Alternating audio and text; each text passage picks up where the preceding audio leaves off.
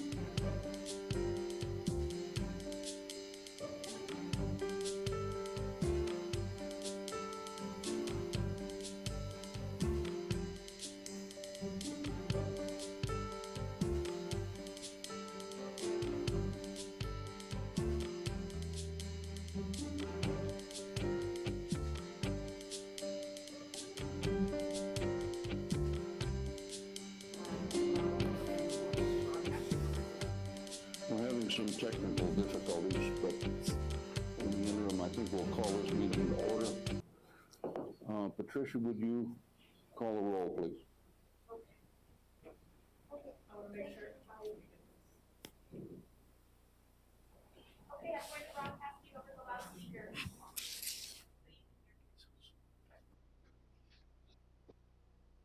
Okay, this is Tricia Bach. Welcome to the Comp Commission.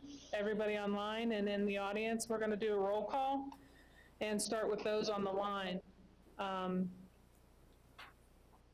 Rita, are you there? Christy? Representative Madden? I believe we're having some technical difficulties with Representative Madden. I believe he can hear us, but we can't hear him. Yes, that's correct. Senator Emmerich? Here. Dave Urquidez? Here. John Cox? Here. There we go, we have a quorum. Thank you very much, Patricia. I think what I'll do is turn it over to you for welcome and introduction, and then we'll move to the next when you are. Okay? Thank you. Good morning, everybody. We're here for the Fall Comp Commission meeting. We do have a quorum. Welcome to everybody online and in person. We have a good amount in person. There's one change on the agenda, and that will be that after the approval of the minutes, we will be hearing from Deputy Director Hibbard and then from Ralph Hayes for EGI. So those are just switched up. I'm here with Director Fawcett, I'm Patricia Bach, the Human Resource Division Administrator. Erin Williams, the Program Manager, and Stacy Roman, she is the Comp Coordinator for the Human Resource Division. I think we've introduced everybody else. In person, we have Director Cox, David Arcades, and Senator Emmerich, and on the line we have Representative Madden, Christy Racinez, and Rita Meyer. So there we go. Thank you very much. Commission, have you read the minutes?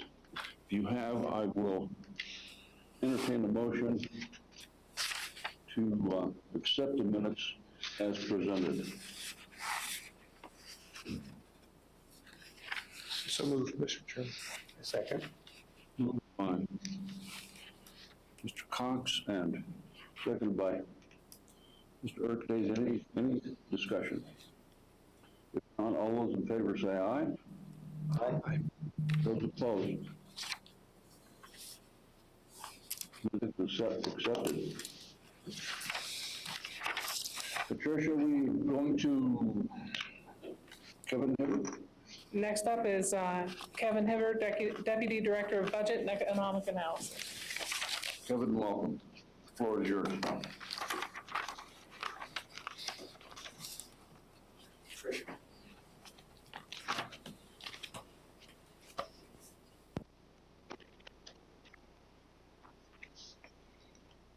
Can you hear me through the mic?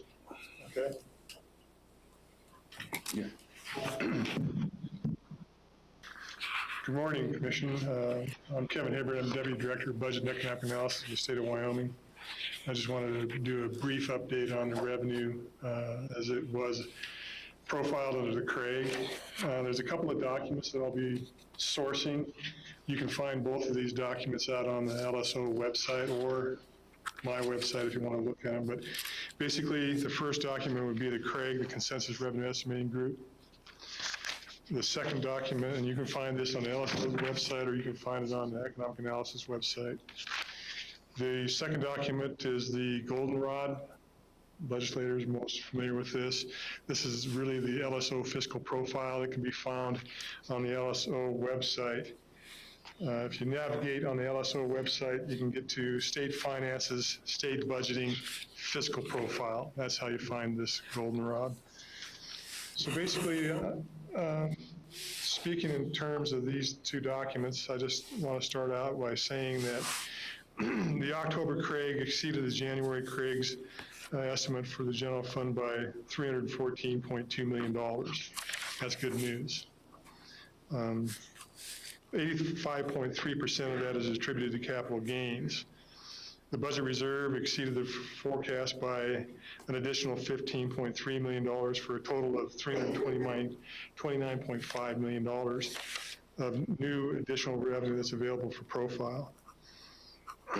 Basically, if you've followed the conversation since the release of Craig, there was a conversation in front of the Joint Appropriations Committee in October, and that conversation basically, to quote LSO staff, the general fund side of the operating budget in the state of Wyoming is balanced. We now have revenue that's in excess of the current appropriations for state government, which is solid news for everybody. The next portion of this conversation is the school foundation program. The school foundation program, FMRs, exceeded it by $4.4 million. The common school land income fund was $129 million, so positive gains were made in the schools. Didn't quite cover the total school cost, but to quote LSO, again on this conversation that took place in October, the school's budget revenue expenditure profile is manageable. So basically, those are the sound bites that I'd like to deliver today. I can certainly answer any questions that anybody has about the Craig or the fiscal profile, but in a rough summation, we're in a much better place than we were at this time last year.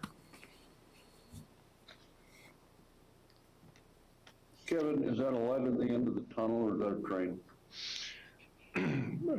Mr. Chairman? I'm asking for an opinion here. Yeah, we're hopeful that it's light at the end of the tunnel, but you know as well as all of us know We have to apply caution to this because we do have, we are subject to the changes in both the production of minerals in Wyoming and also the price. What we experienced in 2016 was the largest that we ever experienced, and that's because it hit us both in production and price. But to suggest that we're never going to experience this again would be folly.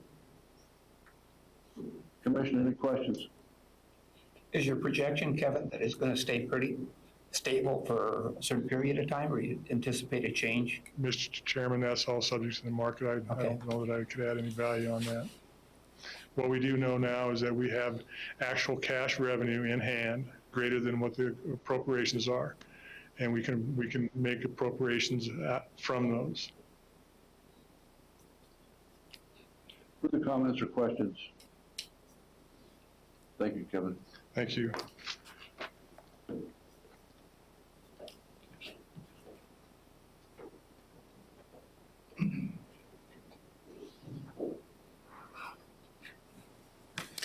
Next up, we have Ralph Hayes from Employees Group Insurance. Good morning, committee. My name is Ralph Hayes. I'm manager of the Employees and Officials Group Insurance Program. I got a quick presentation we want to go through, kind of give you an update on what's going on with the program. These are the participating entities that are in the program. A lot of people forget that this is more than just state employees. In fact, state employees are actually less than half the total enrollment, about 45%. So you have University of Wyoming, about 15%, Natrona County School District, about 12%, community college, about 9.6%, retirees, about 18%. So this is the makeup of the Employees and Officials Group Insurance Program as far as the enrollment levels are concerned. Most of the active employees actually take the lowest deductible option, about 59%. This has been shifting over time. We've been encouraging people to take a little bit of risk, especially those individuals who don't hit their deductible on an annual basis. And over time, the other categories have been growing, but a lot of people are still afraid of those higher deductibles as far as having to meet those in case something happens. These are the core benefits we offer: life, dental, health, disease management program, the wellness screening. Wellness screening is actually the Wyoming Health Fairs. We provide basic blood chemistry profiles on an annual basis twice. And that's basically one of the best values in healthcare, because we can do that for less than $30, which is a fraction of the cost that's available in a physician's office or some kind of clinic. We have the managed drug program, of course, the flexible benefit plan. We also offer some voluntary benefits. These are employee paid programs, short-term disability and long-term disability. This is income replacement in case you're sick or injured and can't work. We have vision, and of course, long-term care is nursing home care in case somebody can't take care of themselves due to total disability. We did an actuarial review. We do this on an annual basis to see what the projections are going to look like for the upcoming year. Medical trends running about 6.5% according to the actuary. Prescription drugs is actually 9%. Why is that higher?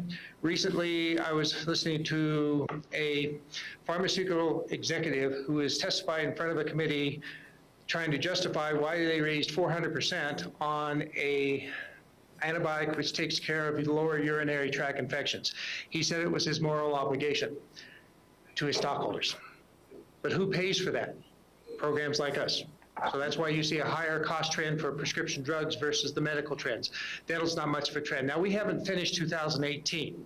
We're anticipating medical claims in $295 million before the end of the year. Next year, anticipating about $316 million in paid claims for the program. This is what it looks like on a graph basis, a historical going back to 1999 to 2019. So in 1999, we had roughly $33 million in medical paid claims for the program, and we're anticipating, what, 319 next year. This is why I'm so popular in front of the Appropriations Committee. Basically, what we're seeing is unit cost increases. We're not basically 9 times sicker than we were in 1999. We're not using 9 times the medical services. We're not covering 9 times the number of people. It's just the unit cost for the services we utilize have been going up every single year. 2019, no rate increase. So going to hold those rates steady for next year.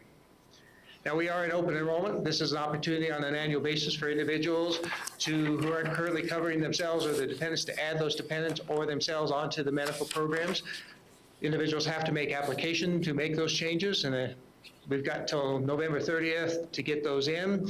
And we do require individuals, if they're adding new dependents, to prove that they're dependents, because we have seen individuals who have covered spouses who weren't spouses and dependent children who weren't their dependent children. So we do require that proof these days. Getting the best deals in medical care, we're encouraging people to shop for medical care. Now, there are certain procedures you can't shop for care. If I'm clutching my chest, short of breath, turning blue, you don't shop for care, do you? It's 911, you go to the hospital. But there are certain procedures and tests that are scheduled out into the future, so you actually have an opportunity to shop for care. So like ultrasounds, MRIs, those type of things as far as testing is concerned. But orthopedic procedures are one of the big ones that you have time. It's not like you're going to get an orthopedic procedure for a back surgery or a knee replacement tomorrow. Those are down the road. So why not shop for care? And costs vary. Cigna actually has some tools on their website. I showed you a screenshot of that, circled in red there, find providers and costs. I put in an example hysterectomy. Pretty simple procedure, and I've gone around various places to give a comparison. So cost within Cheyenne, about $25,000 to $27,000 for a hysterectomy. Casper, $23,000 to $43,000. Billings, about $19,300. Salt Lake City, $11,800. Greeley, and I use Greeley specifically because it's roughly the same size as Cheyenne with similar circumstances. Cost drops to about $5,000. So significant variance in medical care, and Cigna does have some tools where people can do some shopping for this care, and we're encouraging that. Did another one, we did a knee arthroscopy, so an orthopedic procedure, about $6,000 in Cheyenne. If you go down to Fort Collins, that drops to about $1,500. One of the things people ask me is why our health insurance costs are so expensive for the state of Wyoming and its employees. The main reason is because we live in Wyoming, and the medical providers charge significantly more in this state for the same services than in the surrounding areas. We have been doing walking speed challenge. Right now we're in the middle of one, trying to get people up and moving and active. So trying to get those people to do at least 10,000 steps a day. That's running between October 15th and November 30th. Individuals have an opportunity to receive some gift cards for their participation, because walking is an excellent way to get some exercise. And it doesn't cost anything. It's a good pair of shoes, you get outside, you move. And if you're an office boy like me, I sit at a desk all day long. So my fingers get a lot of exercise, but not so much the rest of me. I participate in this because I do need to move. We do have an online portal where individuals can go online and enter in their information into our system directly. Why is this nice? For the first thing, some of the people's handwriting we receive on applications like hieroglyphics. We're trying to interpret what they are actually giving us.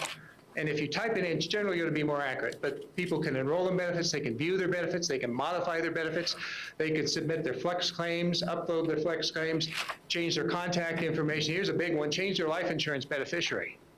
That's an important one, because often we get, well, not often, but it does happen, we get a spouse who comes in with, starting the claims process of an employee who's passed away. Unfortunately, that individual, that spouse is not the beneficiary, it's the ex-spouse.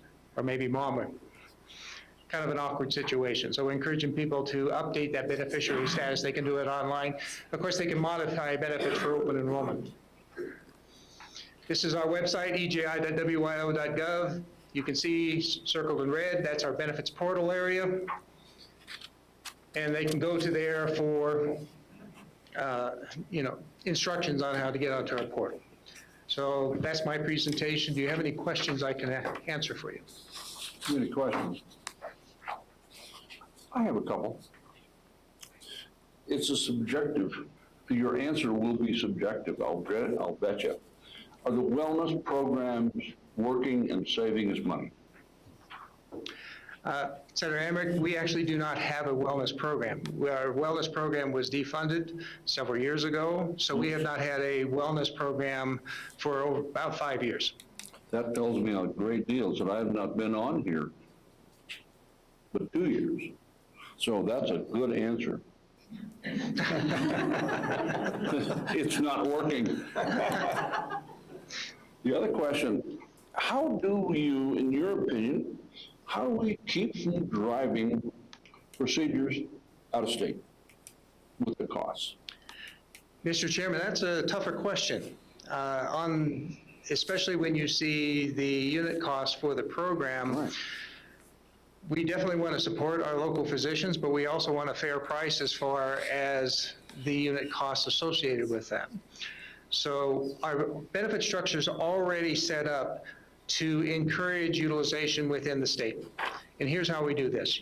According to basically statute, we can't disadvantage a Wyoming provider within our program to an out-of-state provider.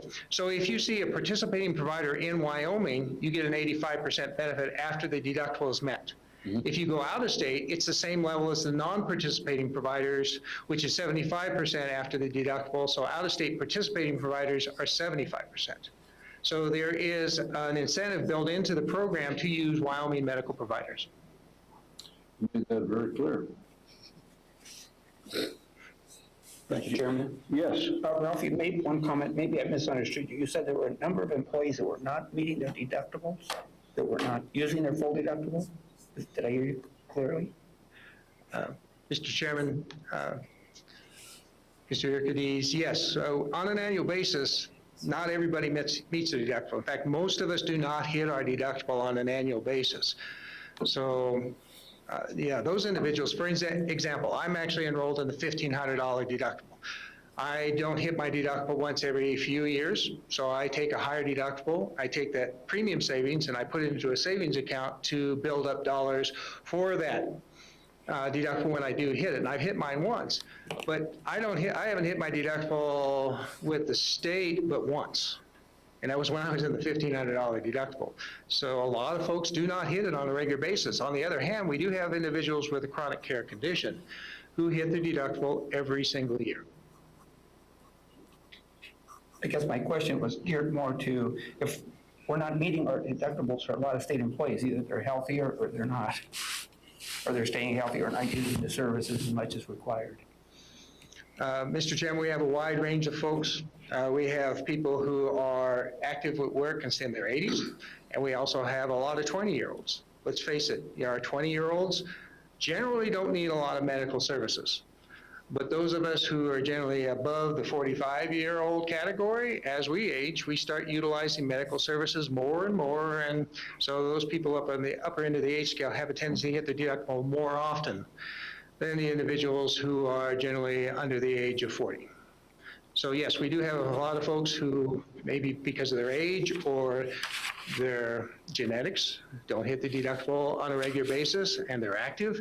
Then we have some people who don't take very good care of themselves, and yes, they have some chronic care conditions maybe because of how they take care of themselves, who hit the deductible regularly.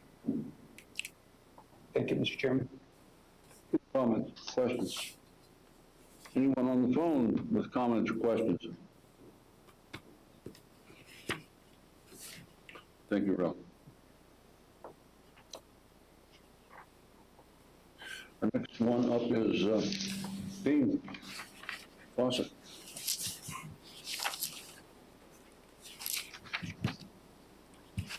Well, good morning, Commission members. It's a pleasure to be here.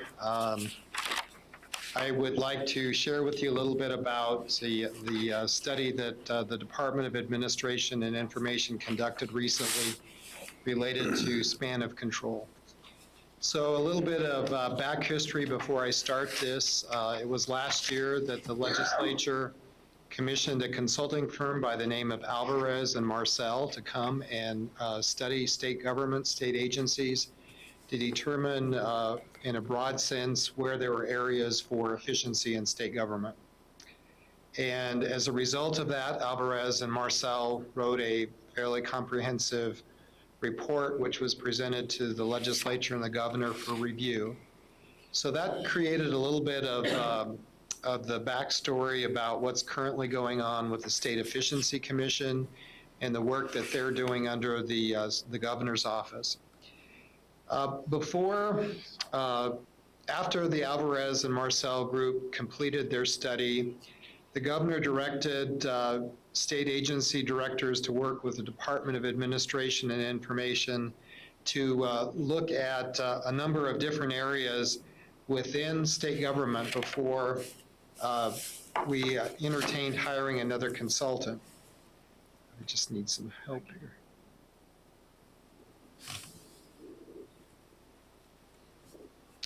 Just use the arrows on the keypad.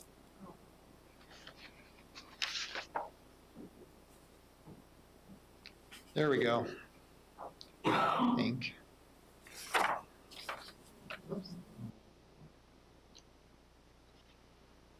Oh,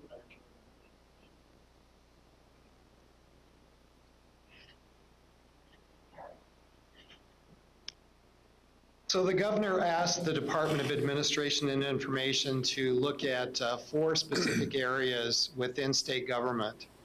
And the ones that he defined for us are listed on the screen here.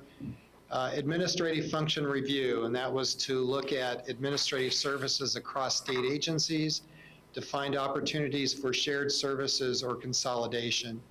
Some of those broad areas could include motor pool, human resources, procurement, et cetera. So that was a broad review of administrative functions. They're often called back office functions in state, in businesses and in state government. And we began working with state agencies to look at those areas. The second area was line of service review, and this is to evaluate where there may be overlapping responsibilities in one agency, in another agency, and another agency. So there's some opportunities to gain efficiencies if those responsibilities are somehow consolidated. In some cases, there would be obsolete services that are no longer really necessary in state government. Perhaps those could be eliminated. And also look at areas that need to be further enhanced in state government. The third area, which is the span of control study, was to look at an evaluation of supervisors to workers and the ratio of those. And that could be useful in looking at the long-term workforce planning purposes, and also to look at how state government is organized.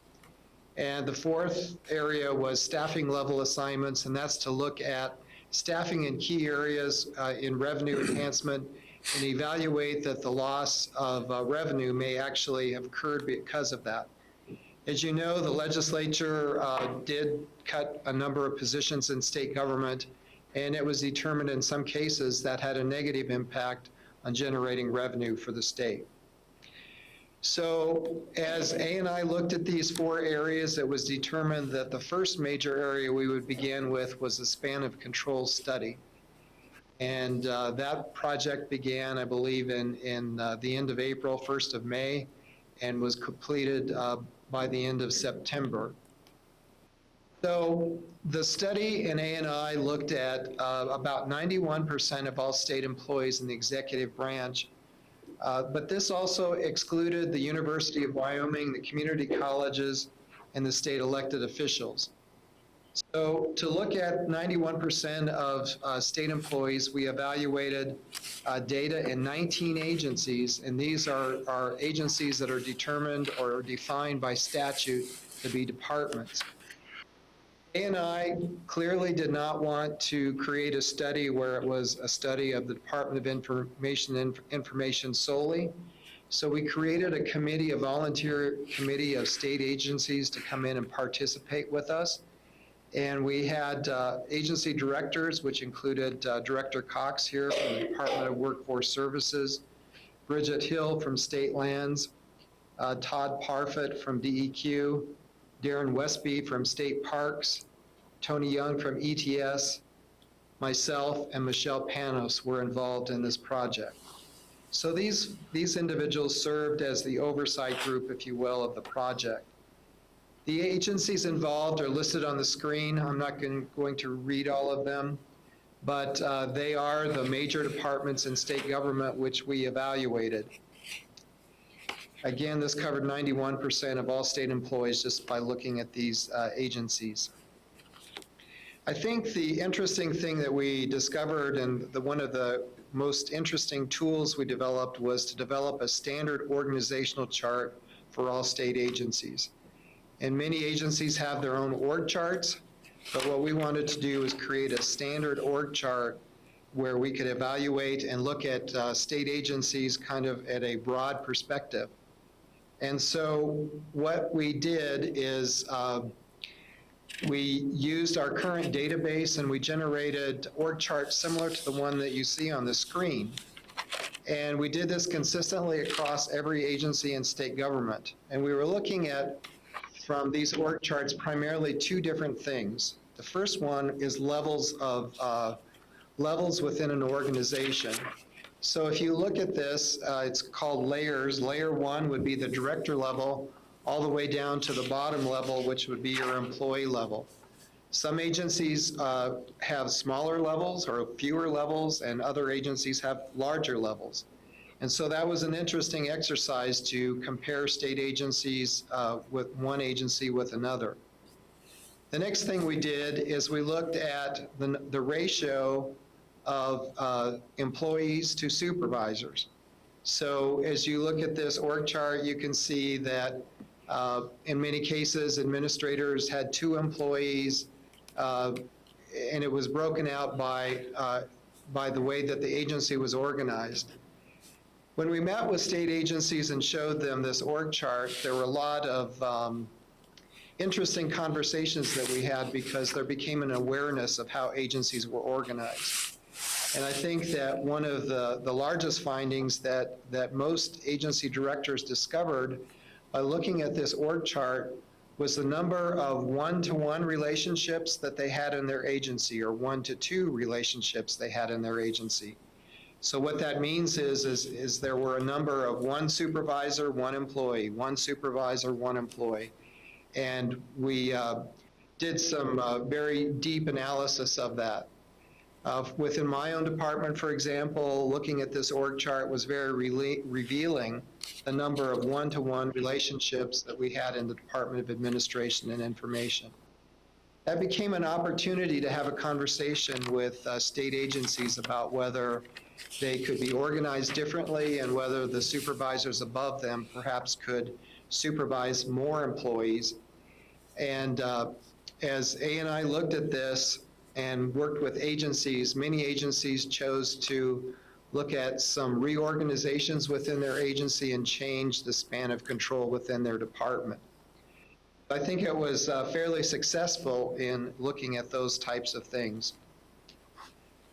Some of the business baseline assumptions that we made when we looked at this is that span of control is critical because it affects the way that we communicate and make decisions within our agency.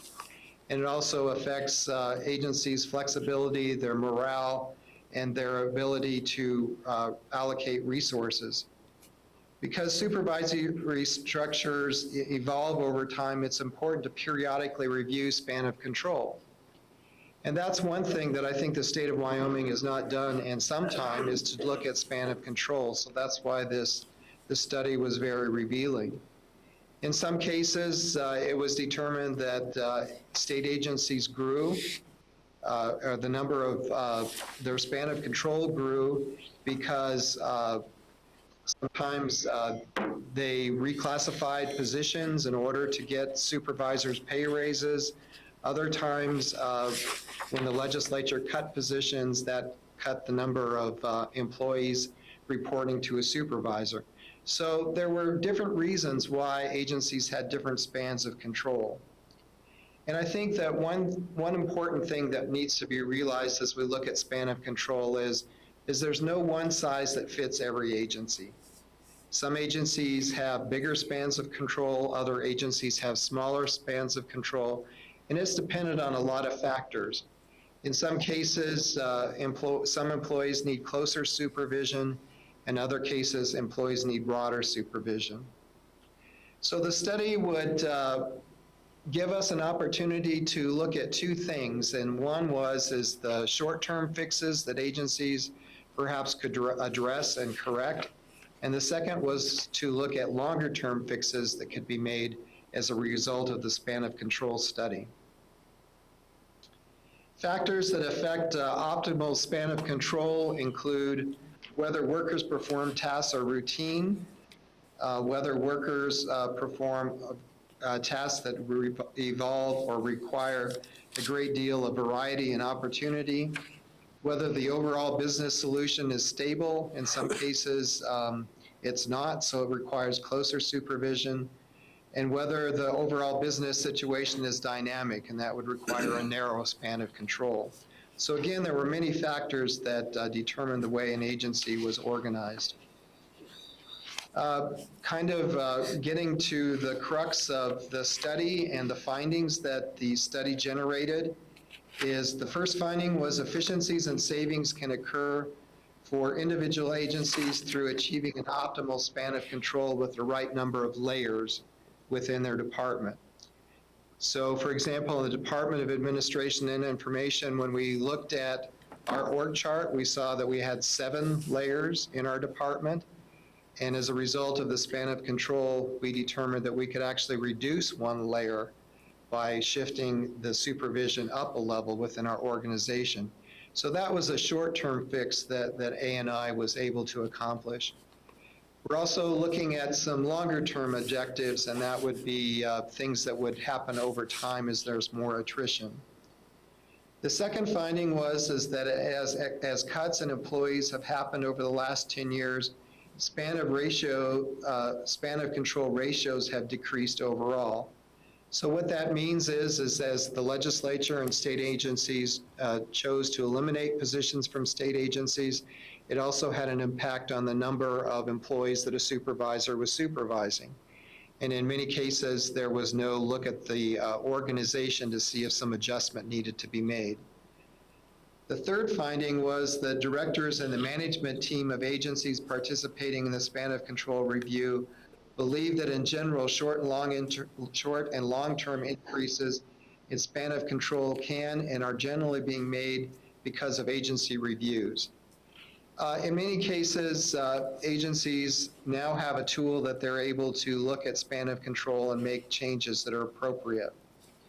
And then the long-term changes needed to be considered and be carefully made, and those are to avoid having an impact on the efficiency of departments.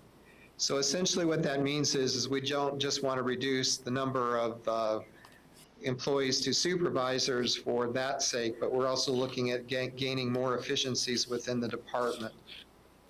And the fifth finding is because of varying levels of specialization and other differences in occupational families within state government, it is better to analyze data and make span of control and layering decisions agency by agency rather than using an aggregate data across all departments. Again, this means that you cannot do a span of control across all departments. It has to be customized and individualized for every department. Some of the bigger takeaways from this, if you look at this chart that I have on the screen, in 2014, we see that the number of permanent positions was 8,490, and in 2018, the number of positions was 8,285. So the number of permanent positions in state government has actually decreased in those 4 years. And what you see is that had a impact on the span of control. In 2014, the span of control was 1.43 or 93, and in 2018, it was 1.87. So as the number of positions were reduced, it also had an impact on span of control. And then as we look at looking at temporary positions in state government, we see similar trends, but what we see is that in 2000, we have 8,285 permanent positions, and when we look at all temporary positions, we have 8,915 positions in state government. So that was one of the differences that ANI looked at than Alvarez did, is that we also included temporary positions in our span of control. In many cases, you have some agencies that have seasonal positions and temporary positions, and those have a big impact on span of control on the agencies. So the overall recommendations of the study were that span of control and other organizational factors should be part of ANI and agencies' routine review. I think this brought to light that we had not been looking closely at span of control in our agencies, and we needed to do it on a more routine basis. The second one is that agencies going through the legislative process of requiring more positions or eliminating positions should explain the span of control impact on their organization as well as the layers. So we're introducing some new terms and topics perhaps to the legislature and the executive branch as we look at how agencies organize. The third recommendation is that agency requests for A&I assistance and reorganization should include a discussion of how anticipated reorganizations could improve efficiencies or outcomes. So as agencies reorganize, in many cases, we need to look at span of control and determine if it makes the agency more efficient and the impact span of control might have. The fourth recommendation is that agency heads should review cases and capitalize on opportunities where span of control could be improved. So again, this is bringing us this to departments' light to look at span of control and the impact it's having on their agencies. With this, I'll just pause for a minute and ask if you have any questions on the span of control. Many?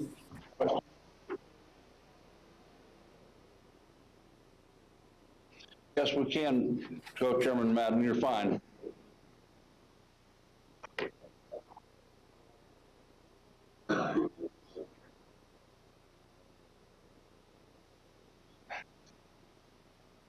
Any other comments?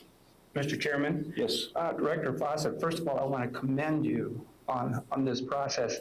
I'm very familiar with it because this is a document that I had in college. Really? It was span of control. It was done with public organizations back in college.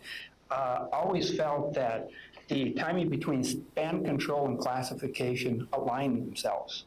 And by using this process and knowing the levels for narrow spans, open spans, and the customization to agencies, and for those of you who are not familiar with it, this was initiated in 1922. Oh, my. That's when this started. In 1922, it was used in a military situation where it was determined the evaluation of the ratio between supervisors and subordinates. And this is a tool that I think is going to facilitate classifications. However, there are some downsides that I remember from my study because this was part of my thesis. And one of the things that I do recall was that it did tend to skew diminish some positions. So as we have classifications, or up here we find that they have a lower level of subordinate employees, then that position came down. But knowing that we have a very good Hay methodology system in place, I think this is an excellent tool to validate our classification system. So, and I won't go into great detail. I just want to commend your staff and you for taking this process to another level. Well, I'd like to commend the human resources staff for all the work that they did on this as well. We had 6 team members that worked pretty much nonstop on this with department directors. And for those of you that may or may not know, with the span of control report is actually published on A&I's website and the legislature's website under the Efficiency Commission. There's about 35 pages that reflect kind of the background and summary. There's a lot of data tables in this that I didn't have time to go over today that I think are very interesting. And then also attached to this report is a section where each one of those 19 agencies created a section in the report for their agency that gave a little bit of history about how their agency was organized, the number of positions they had. And we asked them the question, what roadblocks do you have to span of control? And some of those roadblocks could be statutory because of the way things are given to us by the legislature. They could affect span of control. There could be some administrative reasons for the way that agencies are organized. So that was very interesting to look at agencies' history and kind of the roadblocks that they saw. And another key thing that I think is very significant in this report was that every one of these departments gave proposals for what they thought they could do themselves to address span of control. And those included both short-term gains as well as long-term gains. So if you have an opportunity to review this document, I think that you'll find a lot of interesting information in it. Thank you, Dean. I've got a question. If there's no more questions on the phone or down here, I have a couple questions for you. Sure.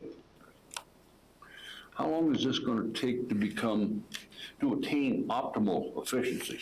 What is your time span across the state? I know it can be done overnight because you've got employees to consider and you don't want to talk about hired and fired. We're going to talk about attrition. So where's our short-term and long-term goals here, Director? Mr. Chairman, I think that's an excellent question. I think some of the short-term goals or gains could be made immediately. So, for example, in Department of Administration and Information, we actually made some organizational changes. Those had no impact on the current supervisors in their positions. It was not due to their anything that they did that we reorganized in some cases in A&I. So we were able to reorganize, but there was no impact on the employees. So that was done immediately. In other cases, which you indicate is going to have to happen during attrition.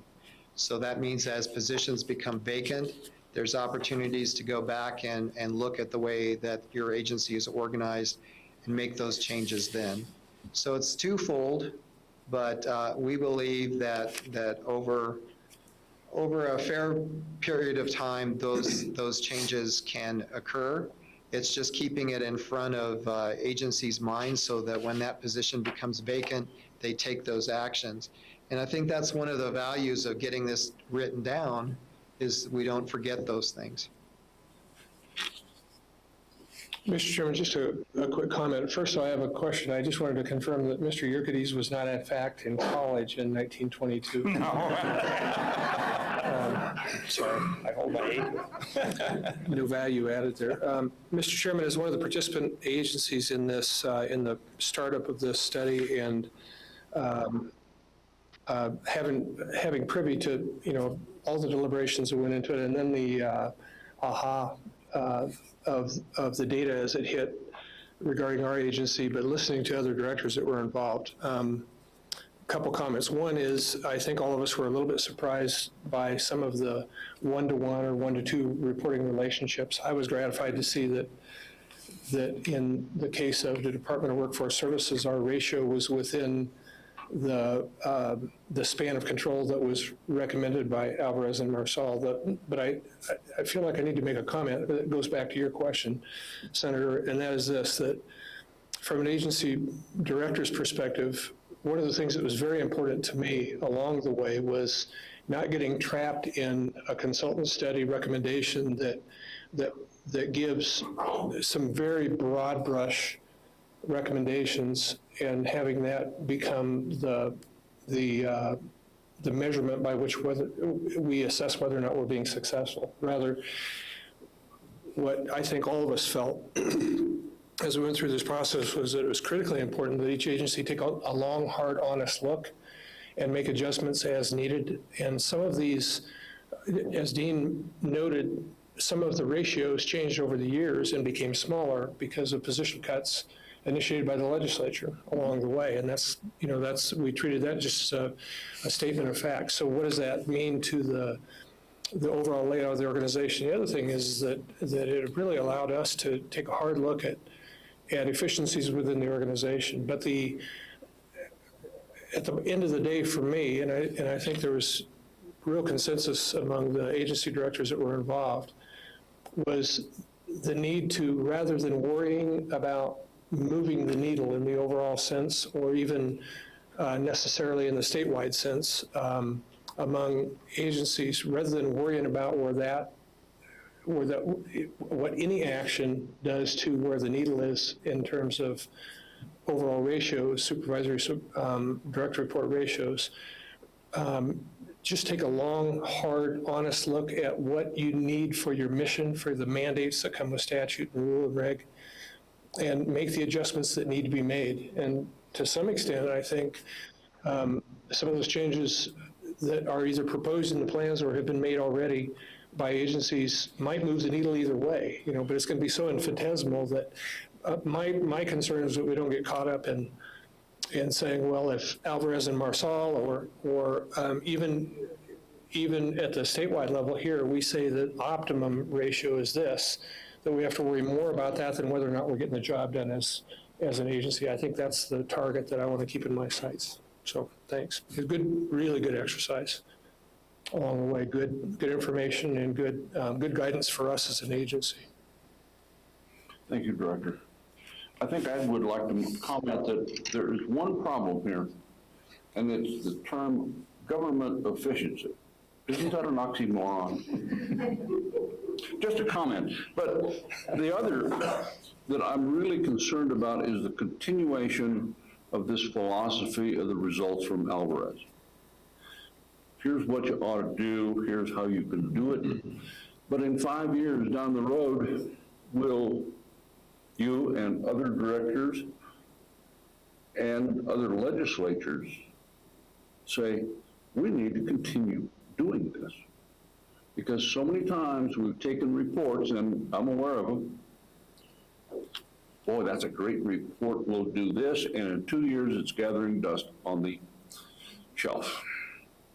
I think it's important to do this and do it yearly and just continuously, part of our reevaluation of agencies. Do you foresee that? And I would hope you would answer yes. Don't you agree? Well, Mr. Chairman, as equally as it was eye-opening to departments, it was eye-opening to the Human Resources Division, because Human Resources Division, to my knowledge, has never done this kind of analysis or study. So it's been beneficial, if you will, on both sides. Good. I think one of the major changes, to address your question, is that ANI and the Human Resources Division has come to realize that this should be an ongoing practice. This is not a one-time study. And as you heard with some of the findings and recommendations that we made is that periodically every agency will be required to do a span of control review.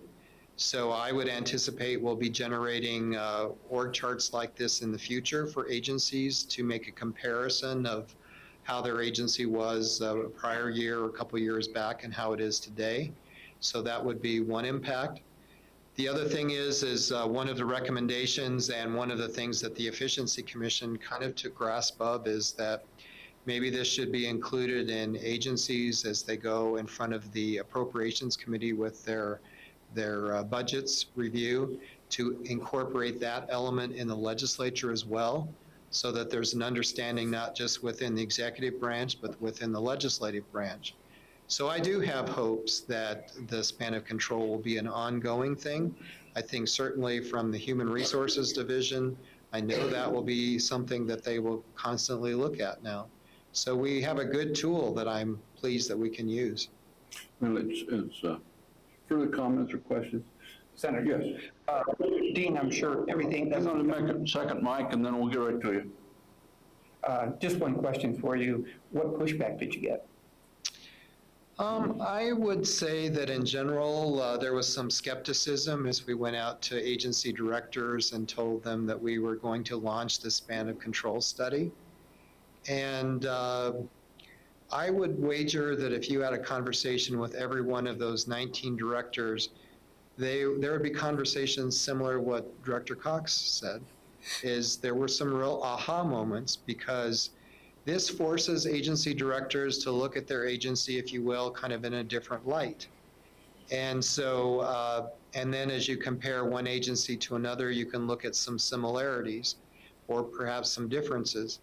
So I think initially there was some skepticism and resistance, but the thing I would point out to you is the Department of Administration and Information did not go to agencies and say, hey, this is what your span of control should be. Rather, we gave them the data, the information, so that they could go back and do an analysis of their agency to determine what areas of efficiencies they think they could gain within their agency.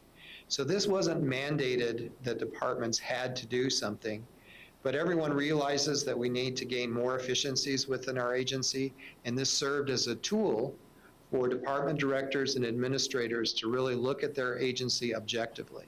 So I think that there was not, I didn't see any director who came away from this who was disappointed with the results of the study. Most would say it was very eye-opening and very enlightening. Thank you.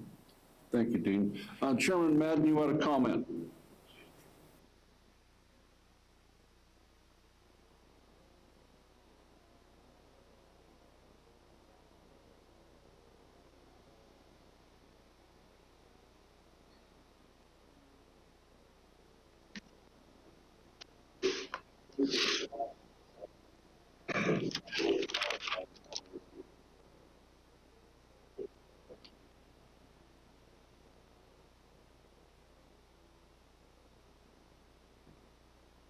Did you hear that question? Yes, Mr. Chairman, that's correct. The Alvarez and Marcel Group has been back now with another contract. They are going deeper to look at efficiencies. I would say, though, that the first report, Alvarez had a number of findings, and when the governor brought Alvarez back, he reduced them down to 7 key areas. So one takeaway from this is that the work that ANI and the other departments did in the span of control study kind of served as a good starting point for Alvarez to move forward with as they look at the other efficiencies that they're looking in state government. The Alvarez Group told me they were very pleased with the work that we had done. So I don't think we lost any time here. But I think that the work that ANI did and the Human Resources Division did, I think that will help the Alvarez Group move along much more quickly. So I think they dubbed hand in glove, if you will. Thank you, Director. Any other comments on the phone? Director, one thing that was interesting, I've known of the Alvarez studies for however many past years. And my dear intelligent roommate said, when did you start doing this? Because it was in the paper. I said, well, this is second phase. Well, I didn't know about it. I find, just as a comment, we don't have reporters in our pockets, but I'm not so sure the public knows what we're doing. What you're doing, what the Alvarez, there's very few people, if you stop them on the street and say, what's the Alvarez study? They're gonna say, what? Which is unfortunate. I think it is an important study and you've done great work. And so many aha moments as you brought up. I wish it was more publicized. I really do, because I think the public needs to know that there are people that actually care about what we're spending their money on. Just a comment, and I don't know how to address it any more than just that. Director, do you have an idea? Or would you care to even worry about it? Well, certainly we did our best to present these findings to the Efficiency Commission and the legislature, and some of that was reported in the news, but it was also very small portions of the conversation that was reported in the news. So I don't know a better way of communicating this to the public, but I would say to you that probably most people in the public have no idea what span of control really means and how that may gain more efficiency in state government. So I think that we do have a challenge here as we move forward with the Alvarez Group and the governor's office communicating to the public. I think that many of the findings and recommendations of the Alvarez Group will again be communicated. Hopefully some of those are picked up by the public. But one thing that I'm very proud of, and I'll say this, is that the span of control study was done within the Department of ANI without hiring a consultant. So the key takeaway on that is that we do have a lot of resources in state government that don't require us to hire consultants. And in this case, the Human Resources Division knew and what needed to be done. They rolled up their sleeves, worked with the departments, and I think we had a very successful study with low cost to the state. Director, I think you hit it just exactly right. And I'd like to see it continue and do it low-key, because I brought up the point about the public somewhat facetiously, because it didn't involve immigrants or blood or things of that sort. You're just doing your job Right. and doing it efficiently. Thank you, Dean, very much. You're welcome, sir. Any other further comments from the phone or those at the table? Thank you, Dean, appreciate it. Okay, next up, we have the 2017 market analysis and pay tables. That'll be presented by Stacy Roman. She's the compensation coordinator for HRD, and Aaron Williams, program manager. Stacy, you're on. We're on. As you know, each year, the Department of A&I Human Resources conducts a market analysis and Excuse me, compares Stacy, Wyoming. could you speak into that microphone just a bit more? Absolutely. Better? Yeah, better. All right. Remember, I don't hear Should I well. And if I can hear it, we're all okay. Okay, sounds good. So again, each year, the Department of Administration and Information, HRD, conducts a market analysis and compares Wyoming state salaries to the current market. Market data is compiled with using our surrounding 12 states, which are Arizona, Colorado, Idaho, Montana, Nebraska, Nevada, New Mexico, North Dakota, South Dakota, Oregon, Utah, and Washington. During the 2018 market analysis, overall, we are now sitting at 11.67% behind market.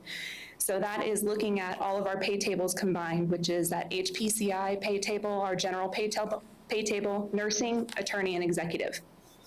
Our largest increase occurs in our general pay table, where we are sitting at 15.09% behind in market. Last year, with the data that was presented in 2017, we were sitting at 11.33%. So 98% of our salaries are on average 7% or more behind the 2018 market.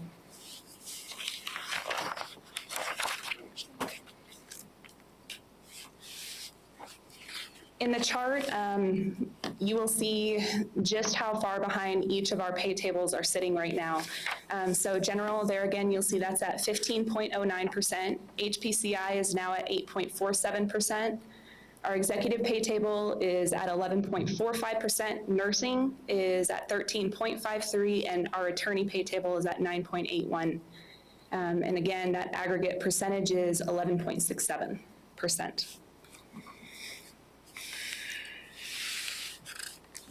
I provided this chart. What it is just how far the percentage change in market is by pay grade. I won't go through the long list there, but you can see in your handouts just how far behind each of our, and that's in the general pay table. This does not include the HPCI or the other ones. And that is 90% of our workforce. I provided this chart because I thought it was very interesting so the blue line, what you're gonna see is our 2014 market. The 2018 market is in red, and then the green is our average pay of state employees. So as you can see on that green line there is even sitting at below the 2014 market. And that's looking at our current NPPs. So that's where employee salaries are sitting currently.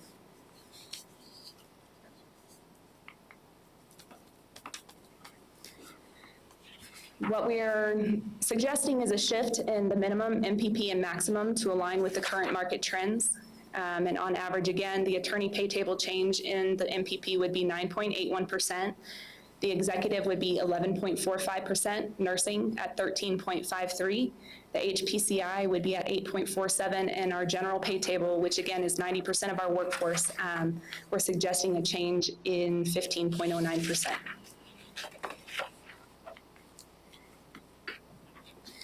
So these are some scenarios if the new pay tables were approved. 2,810 or 36.8% of employees would be moved to the new minimum. So that number is saying 36% of our workforce is sitting under the minimum of the 2018 market.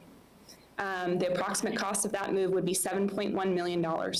Last year, we were sitting at $4.1 million, which is now around $3.8 million to move it up to what 2017 market looked like.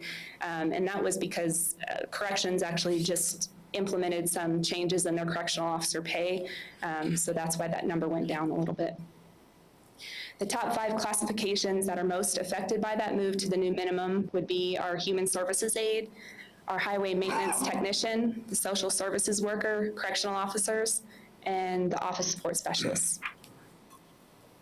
And what if employees were moved to the MPP, which is, I know that's 7,991 employees, which 7,993 employees is how many we have. So 99% of employees would be moved to the new MPP, and it would be $300 billion. No, I'm just kidding. It would be highly significant. Those are cash on hand. Wiped out ready cash. That's not too bad. So here is our 10-year history of increases for state employees. As you can see, in 2008, 2009, we had 4% for each of those years. 2014, we had 2.38, and 2015 was at 2.93%. And those are averages in 2014 and 2015. But all of those other years, you'll see we had no percentage of increase there. I'm sorry. And that is the market for 2018. Are there any questions for me? Too many questions. Questions from on the phone?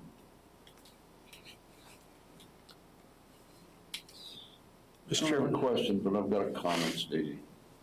We talked about this last year. And we produced a white paper of sorts to go to JAC. And I'm wondering, are we, and is that white paper invisible? Because I don't think anybody acknowledged it. Management Council, JAC, did they even acknowledge the fact we have got a pay problem in the state? I think it's a rhetorical question because I know the answer. At least I think I know the answer. I'd like to hear someone else's comment. Chairman, I think the action that we took as a committee last time was to recommend to the governor and the legislature to adjust the pay tables to the last known. This is prior to this one now. And so my question would be, do we know what the status is of that recommendation? So essentially the same question you have. Chairman Madden, do you know where we are on that recommendation?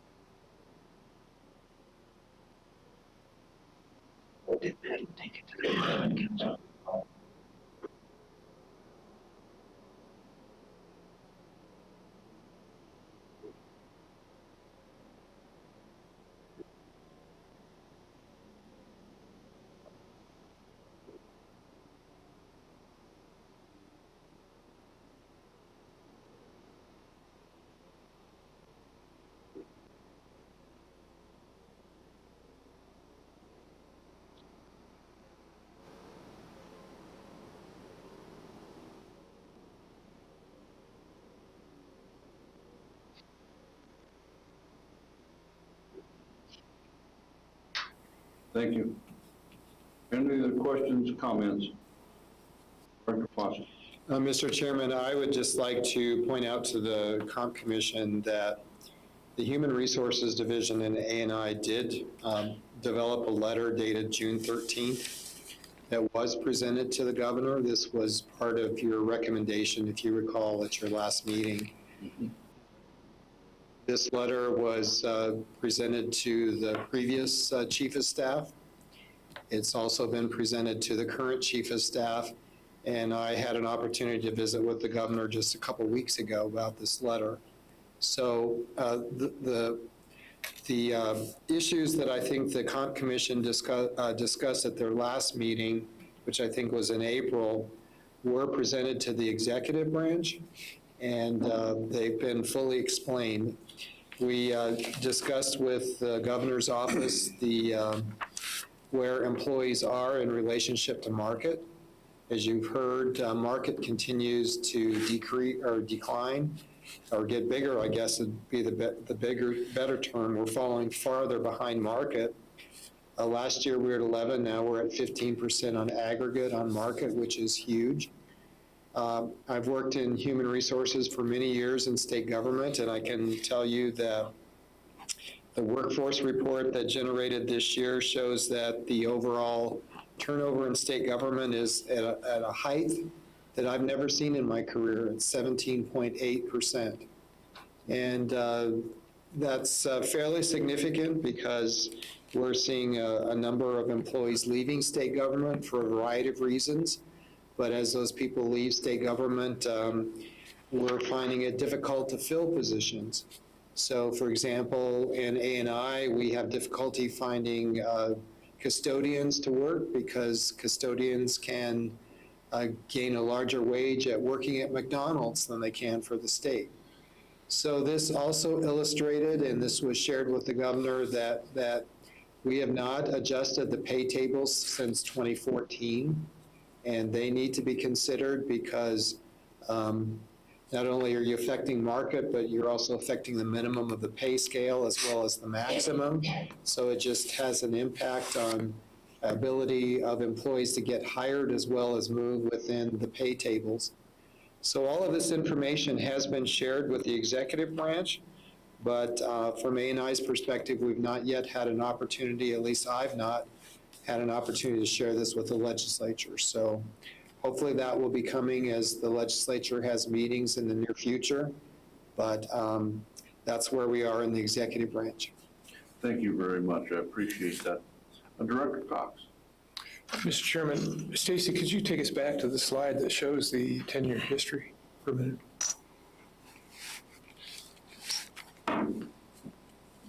So if you look at the span of years there, if something providential could happen, it looks like we're right on time. Mr. Chairman, I think what I would suggest is that this commission author a new letter. And I think my suggestion, at least as a starter for discussion, would be that it be sent to the governor-elect and to the Joint Appropriations Committee and the Management Council, and let's freshen up the data that we've got, take into account what Dean mentioned about the turnover in state government, and make recommendations that a new pay table, which is consistent with the latest data that we've got, be adopted for the state. I'd be willing to put that in a motion. So does that. I don't know if I can do this, but I'll second it because I think that's a wonderful idea. I think maybe if we just continue to push, maybe something won't come of it, Director. I really agree. Those of you on the phone, do you agree or disagree?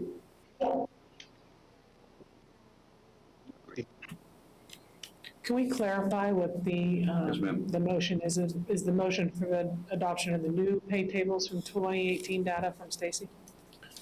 Mr. Chairman, that's correct. So the motion would be the audience would be the governor-elect, Joint Appropriations Committee, and the Management Council. And the recommendation would be to adopt the newest, latest data that we've got, and also make the case with whatever data we've got, including the turnover in state government at this point, that the span of time that it's been since state employees benefited from a pay adjustment, and pointing out clearly how far behind. Thank you.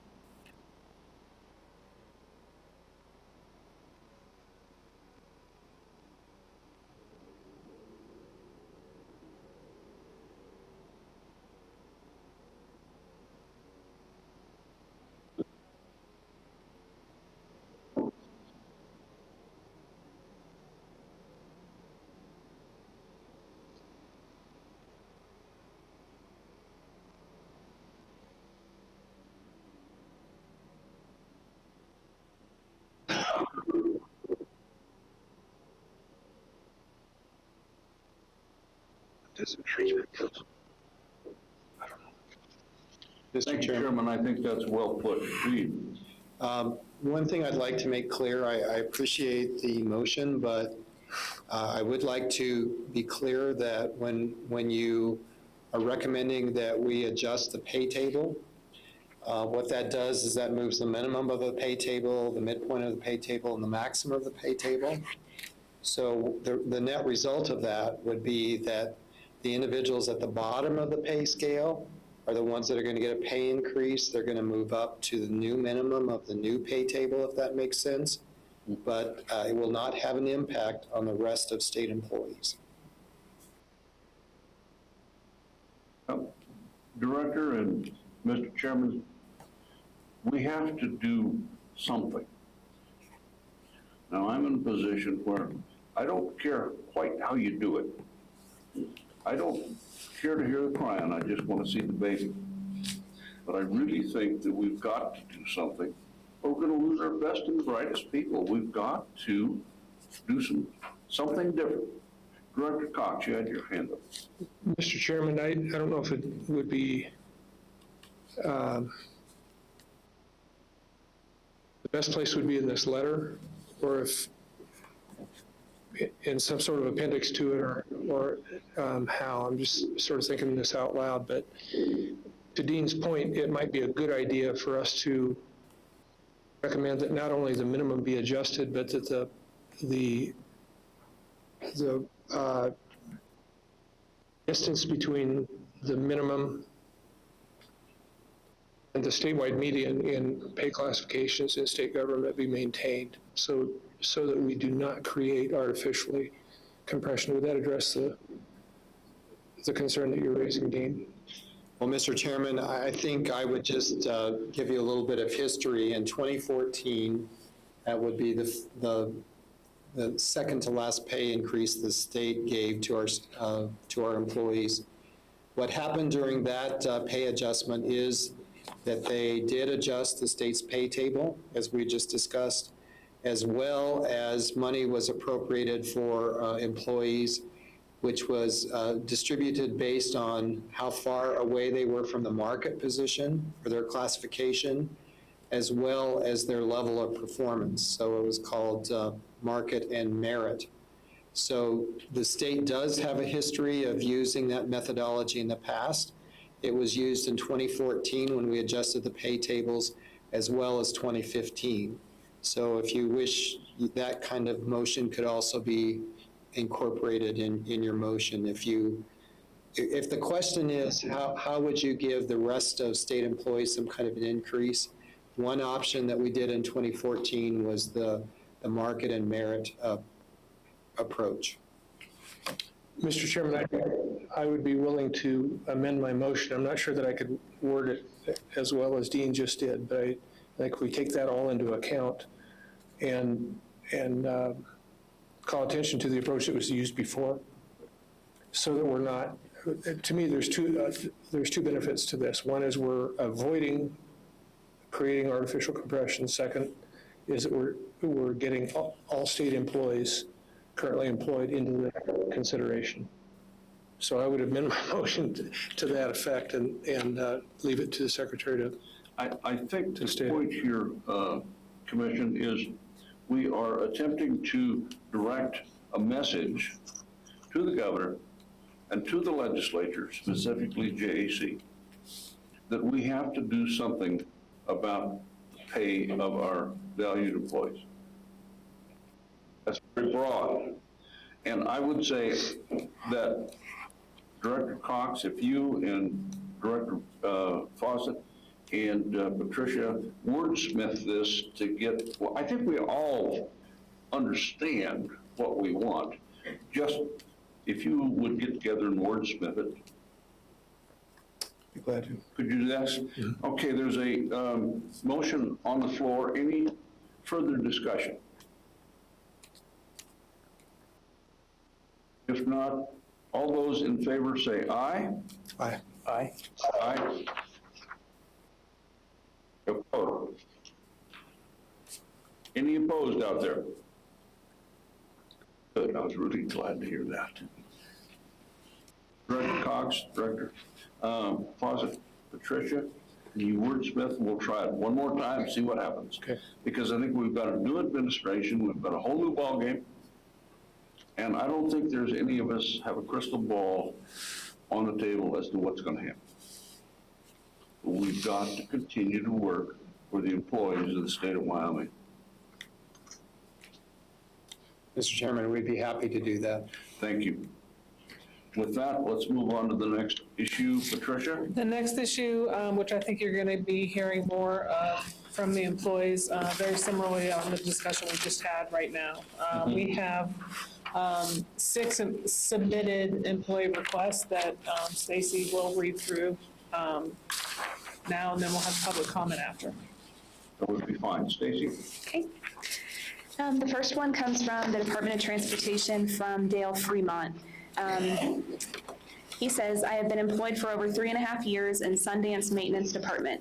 I came to work with 18 years of DOT experience, 11 for Idaho DOT maintenance, and 7 for South Dakota as a transportation technician.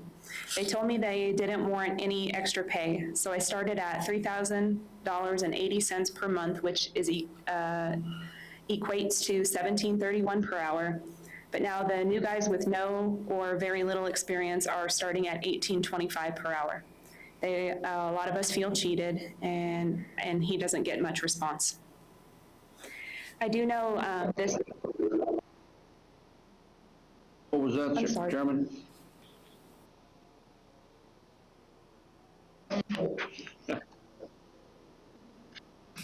I think we're restating the obvious is what we're doing. Patricia, comments on that? Director Fawcett, what do you think? Generally speaking, the requests that come in, what we can do is respond to them via letter. They're all very similar, and it's all about the pay and how we're going to get employees more pay. So I think what you guys have just decided is a step forward. I think most of the employees who have submitted requests would be very happy to hear that. So we will, a lot of them aren't online right now listening. So we will explain that in the letter, exactly what we're trying to do. Specifically with this one, our office can look into the difference on the new hires versus the people who have been there, because that obviously is an issue. So that's something we can address, and then you guys can review the letter. Will that work? That'd be fine, yeah. I think we're all striving for the same thing, and we've got comments from employees that are asking us to do just what we did to try to make the work and the pay equitable to what they're doing. And just because there's only 6 requests, I would say that the majority of folks don't write in that have the similar issues with wanting to know where they are with pay raises. So I think it's more of an issue than just the representative 6 comments here. I think we have to listen to all these, but I think if we continue on, what we're doing is beating the deceased equine. Mr. Chairman, one thing I'll point out, Director. Mr. Chairman, one thing I'll point out here that may be, I don't know about the rest of the letters, I've read through them, but I don't remember exactly what the details are until we hear them again. In this particular case, this may be an example of moves that specific agencies have made to try and stay competitive. In other words, they are not able to recruit and hire at the minimal levels that they've recruited and hired at in the past.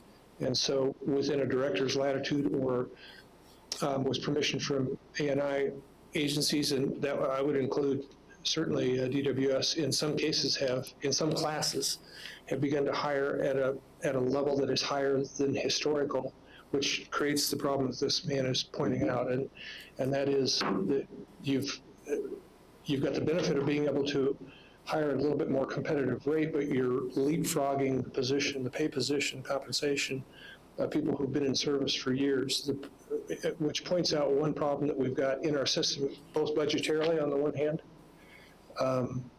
and sometimes with respect to the system itself. I think it's more a budget issue than anything else, and that is that the system doesn't have an automatic advancement mechanism in it. So what you're doing is when you essentially, this may be overstating the case a little bit, but essentially when you hire an employee at X salary, you're in essence stranding them there until something can happen something special can happen in order to advance their pay. And so when you have to make moves like this, it's both a business decision in order to get competent employees on board, but it's also unfair to the existing employee populace. It's not a small problem.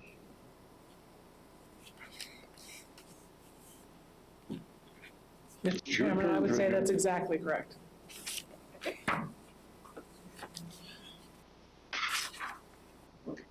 Okay, the next request comes from Sam Hunter. He's with the Department of Corrections.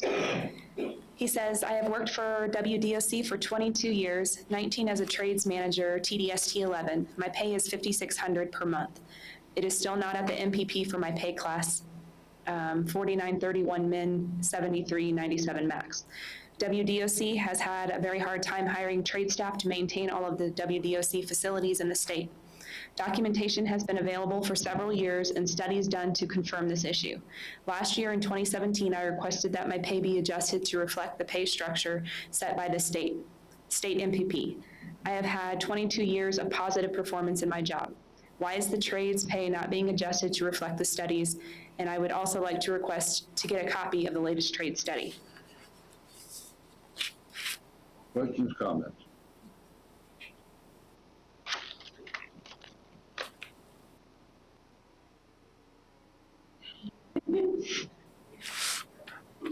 Chairman, Representative Madden, we do not have a current trade study. So the trade study he's asking for, we don't necessarily have at this time. That's something that hopefully we'll get back on board with in the next year to get the trade study started and completed.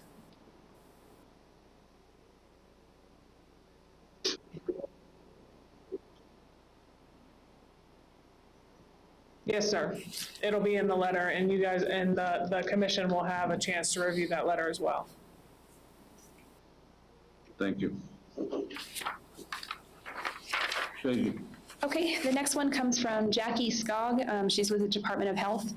She writes, the direct care staff, mental health technicians, and certified health assistants at the Wyoming State Hospital work 12-hour shifts with psychiatric patients, many of whom are violent, often unprovoked. They are substantially underpaid for the extremely difficult duties they are required to perform.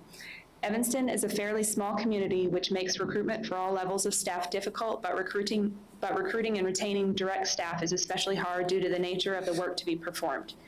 The state hospital is the safety net for the state, which means our facility takes not only those patients that are able to be stabilized and returned to their communities, but also patients that are unable to be managed at other facilities, and patients who have burned their bridges and will no longer be accepted back into the community programs. Staff are subjected to violence from patients frequently with no substantial recourse. The staff who work daily with this difficult population desire a livable wage that is commensurate with the duties they are required to perform. Thank you. Any comments, questions? On the phone.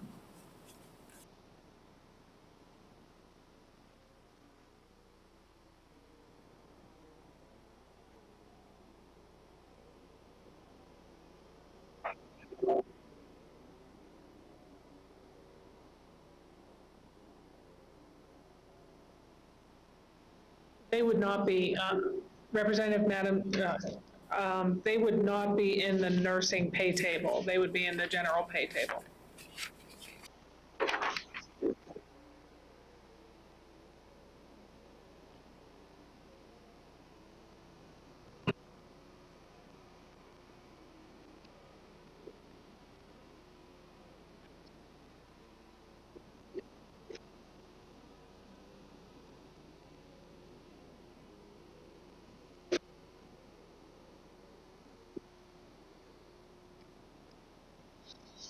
Chairman, Representative Madam, we could, in this letter and the response to Jackie, outline those two classifications that she outlines as the mental health technicians and the certified health assistants. We could put that in the later, so that would educate the commission as well as Jackie and make sure we're all on the same page.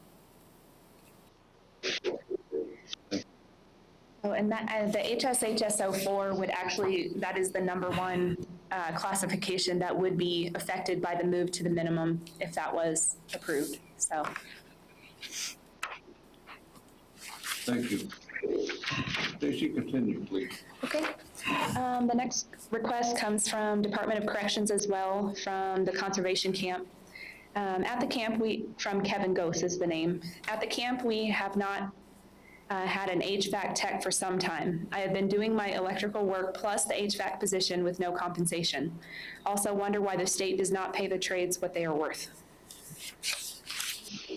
Questions, comments? What's that? Chairman Madden?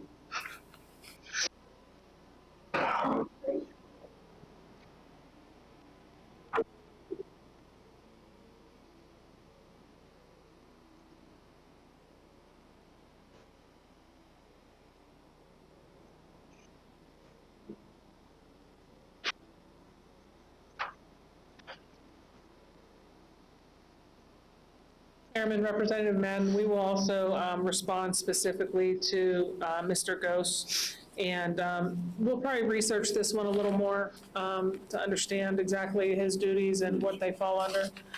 So you will get a chance to look at that response as well. Other questions, comments? If not, proceed, Stacy. Okay. The next one is from Cora Klotzdach. I'm sorry if I said that wrong, with the Wyoming State Hospital for the Department of Health. And she says, my concern is that the state of Wyoming does not acknowledge the need for basic cost of living raises. I have been an employee for 22 years, and over the years, my earning power has steadily declined. Despite several compensation reviews and adjustments in the starting hiring prices, there has been little to no adjustment at the top end of the pay bands. There is little opportunity for advancement in the state employment system, either in position, pay band, or compensation. Another concern is that there is not a monetary incentive for superior work performance. The PMI system looks nice on paper, but does not provide any tangible incentive. In addition, the various sections are statistically designed to result in average unless one is rated superior in all areas at the same time. The primary concern is the need for basic cost of living raises for everyone, at the very least. Questions, comments? Again, we'll respond specifically to this request, and you'll have a chance to review it as well. Thank you very much. This appears to be Groundhog Day. Stacy. Okay, and the last one comes from Anthony Badura with the Department of Transportation. My question has to do with salary and wages. For the last 5 years, I have had a cut in my salary. My definition of salary is wages plus benefits. I would like to know if I am to expect another cut in my salary working for the state of Wyoming.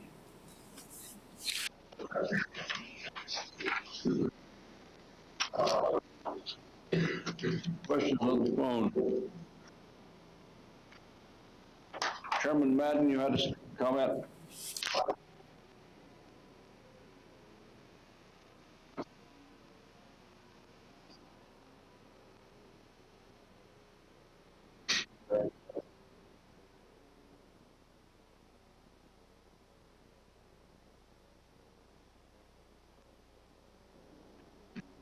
I can actually answer that question. We recently did a little bit of work on this issue, and generally speaking, most of the state of employees have had an additional cost in their retirement and their insurance, but they have not had an increase in their wage. And I believe that is what he is pointing out. I believe that's true. Yes, so the majority of state employees have probably had a decrease in their take-home pay.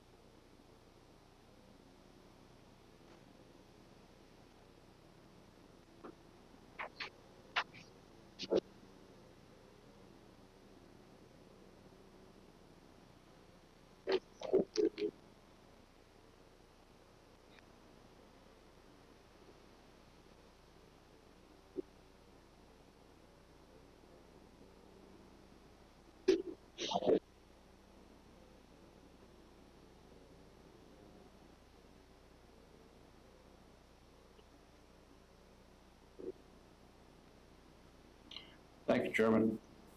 Patricia? We will address this issue again via letter, specifically back to Mr. Badura, and the commission will be able to review that letter before we send it out. Great, thank you. Stacy, is it anything more? No, Senator. Thank you. Questions, comments from the committee, further ones from the floor?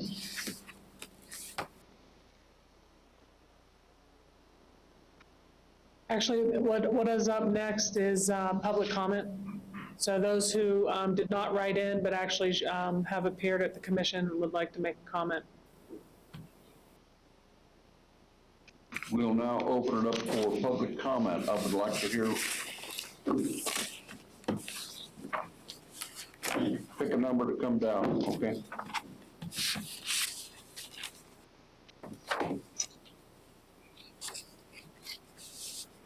Rules are state your name, rank, serial number. Sergeant Mary Mayer, WSP. Sergeant Casey Merzak, Wyoming State Penitentiary. Thank you. Proceed. Sergeant Mayer has some handouts for you. Indeed. Mr. Chairman, sounds like I'm going to be beating a dead horse. Excuse me, I mentioned that a little earlier. Thank you.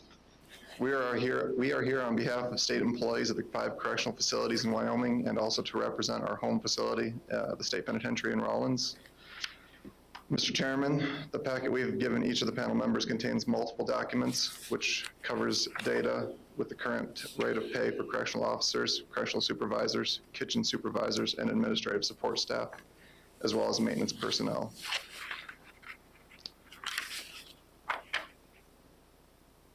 The second page has a list of their current pay rates. Most of the staff, or most of the individuals in these positions are doing the job of others. We have electricians working with plumbers working with the HVAC specialists. We have security staff that are assisting with the mail just to facilitate the needs of the facility. On the third page is a list of all the staff that we have hired and lost over the last 5 years. This only accounts for correctional officers and supervisors. That's the data that I track at the facility.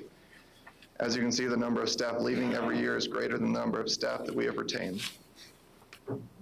I can remember when I started back in 2009, we had significantly more staff than we do now. Just in the last 5 years, we have lost 239 officers and have only hired 163. I believe that our salaries play a major part in the department's inability to maintain staff. People look for jobs that they can make a career out of. The state of Wyoming is not making that possible by refusing to give pay increases in excess of 5 years or more for the senior staff that have done the time, and with the recent pay increases for correctional officers, it didn't affect the staff with longevity. The concept of making a career any job is for the employee to provide a good work ethic and be productive to meet the goals of the company. The company's job is to provide for the employee compensation and recognition for the employee's hard work and years of service. The state of Wyoming is failing to recognize the work and years of service that those employees have given them by not staying competitive with going market values and not giving yearly pay increases. The raises that correctional officers received last year was a start. However, there were no increases for officers who had already given 5 or more years of service. The difference between tenured officers and new officers now ranges, some of them having 9 cents to nothing. The state did not address the compensation issue last year. As you're aware, you've already talked about it. And because of that, the facility has lost more of our senior staff as well as supervisors that had 10+ years of experience. No pay increases were put in place for the state of Wyoming this last year. Additionally, any other correctional staff who continue to provide the needed public service. It is not realistic to believe that we can continue to provide the public safety without the necessary staff. This trend can't continue. We have competition between the railroad, refineries, gas company, incoming wind farm, and other law enforcements, including corrections. On page 4, I've included salary data for other law enforcement jobs, as well as for our current staff. Some of our staff are making $14.39 an hour, and some less than that to work with some of the most violent offenders in the state housed at our institution. Correctional officers currently start at, I believe it's $16.53 an hour, and for $1.53 less an hour, they can go work at our local grocery store and not have to worry about being around inmates. I know that the state has a compensation package, or a benefits package, which includes a retirement. Most of the staff, or most of the individuals we hire are in their mid-20s, and they see the dollar signs that the refinery can throw with them. And why wouldn't they take it when they get raises and bonuses? The current generation of staff we see can build their own retirement at these other jobs. But even if we take the private sector out of the equation and compare law enforcement, we've had staff leave from Michigan Department of Corrections, California Department of Corrections, Colorado, and Ohio, where they'll make just a little bit less. Michigan is $2,125.56 less a year, but in 6 years, they'll be making $19,531 more than they do here in Wyoming. There's no incentive for them to stay.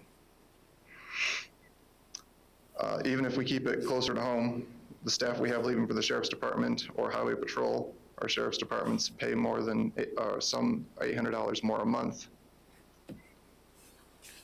And even the Highway Patrol, if we look at not even supervisor level positions, some of them are $10 more an hour than our highest paid sergeant, all offering the same benefits that corrections has to offer.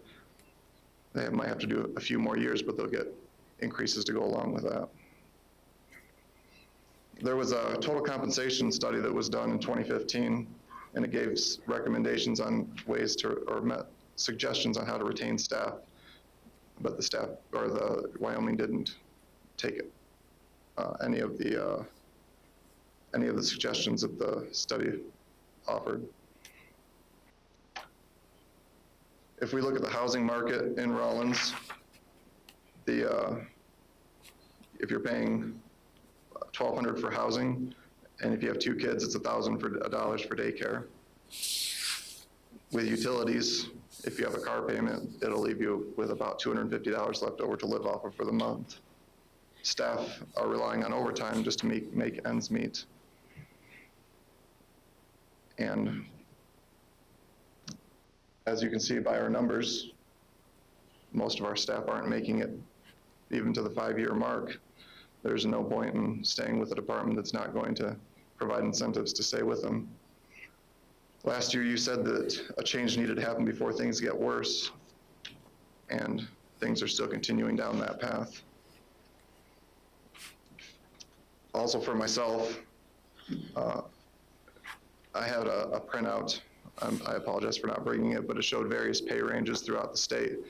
And there's some administrators that make $50 to $100 an hour in their jobs, and I don't know what they do, but when you look at someone on the lower end of the scale that's making $14 an hour, how much do they really look at the lower end of staffing when they're already making the money?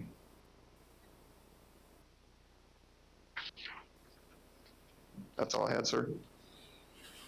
Thank you very much for putting a face to the problem. We can read the letters. I think the entire commission is aware of our problem. But I, for one, don't have high enough pay grade to make it occur. But I think this commission is initiating, again, the step to take care of it. I appreciate your comments. Any other questions from, yes, Director Cox? Mr. Chairman, a couple of questions. Sergeant or Brenda, one of you folks, do you have a sense of, I'm thinking of Rawlins and Carbon County right now. So the largest facility that you've got, how many people work there? Do you know what your numbers look like?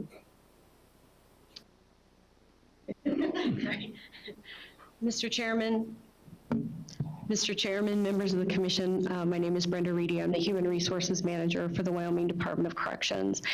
And Rawlins currently has, I think, 357 full-time positions. However, I believe 70 of those are vacant at this time. So that leaves you just under 300 positions, so to perform all of the duties to maintain the security of the maximum security facility.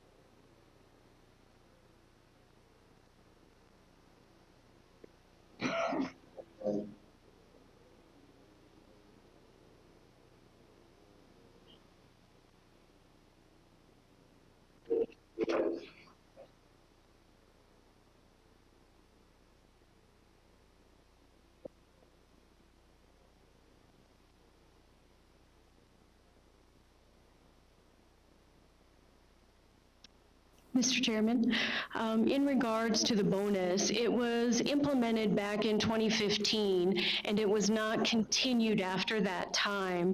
And the bonus was a $5,000 bonus spread out over a period of time. And what we've found is that the employees are not staying to collect, $1,000 after 1 year, another $1,000 after 2 years, and then $1,500 after 3 years. It's not an incentive to stay when you're making, now $16.53 an hour, but back then it was $15.78 an hour. And the local other places you could go work for significant more than what you would get if you waited around for a year or 2 or 3 for $3,500. The other, $1,500 was assigned at higher after completion of academy and after completion of your first year, so.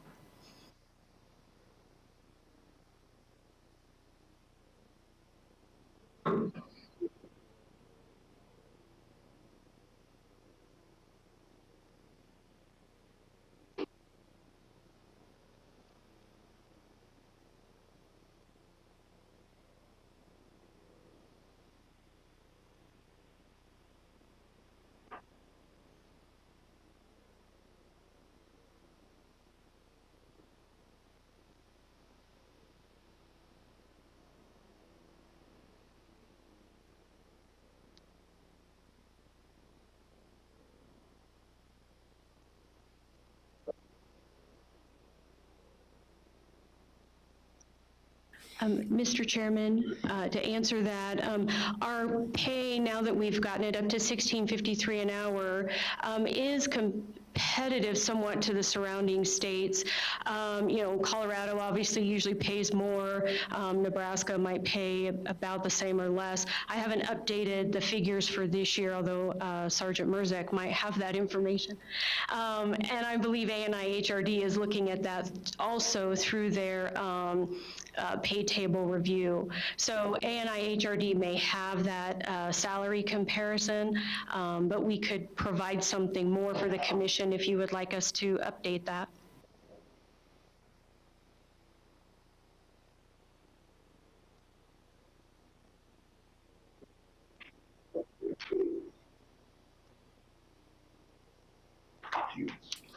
Yes. Department of Corrections is definitely experiencing directly and significantly the impact that the lack of pay increases and adjustment is having on not only our staff, but our ability to recruit and retain people. Just in the last 4 months, we have reached out. I had to bring this along because I was really shocked.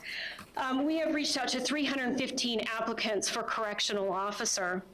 Of those 315 applicants, only 124 actually scheduled themselves to interview for the position, which is 40% of those applicants. From the time that we scheduled them for the interview process to them actually showing up for the interview process, only 63 showed up, which is 20% of the 315 that we initially contacted. And then in the last 4 months, we've hired 25, which is 8% of the 315 people that we contacted.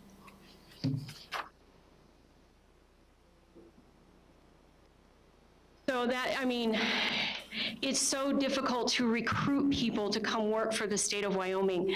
As mentioned earlier, it's hard for the great state of Wyoming to compete with McDonald's at this point, for a lot of our entry-level positions. And if I may, I just did a quick calculation based on our turnover rate of 17%. It typically costs 1.5 times an employee's annual salary, to fill a position, when you consider the lost revenue of that person and the time it takes to recruit and hire somebody. So if you take an average of $36,000 a year, times that by 1.5, that gives you $54,000 a year. Times the 1,300 positions that a 17% turnover rate is, that equates to $70 million that it costs you to fill those positions. So when we look at how much does it cost the state to give pay increases and can we afford it, my question to the commission is, can we not afford it? And how can we educate people about that, especially those who are making the decisions about whether to fund a pay increase or not?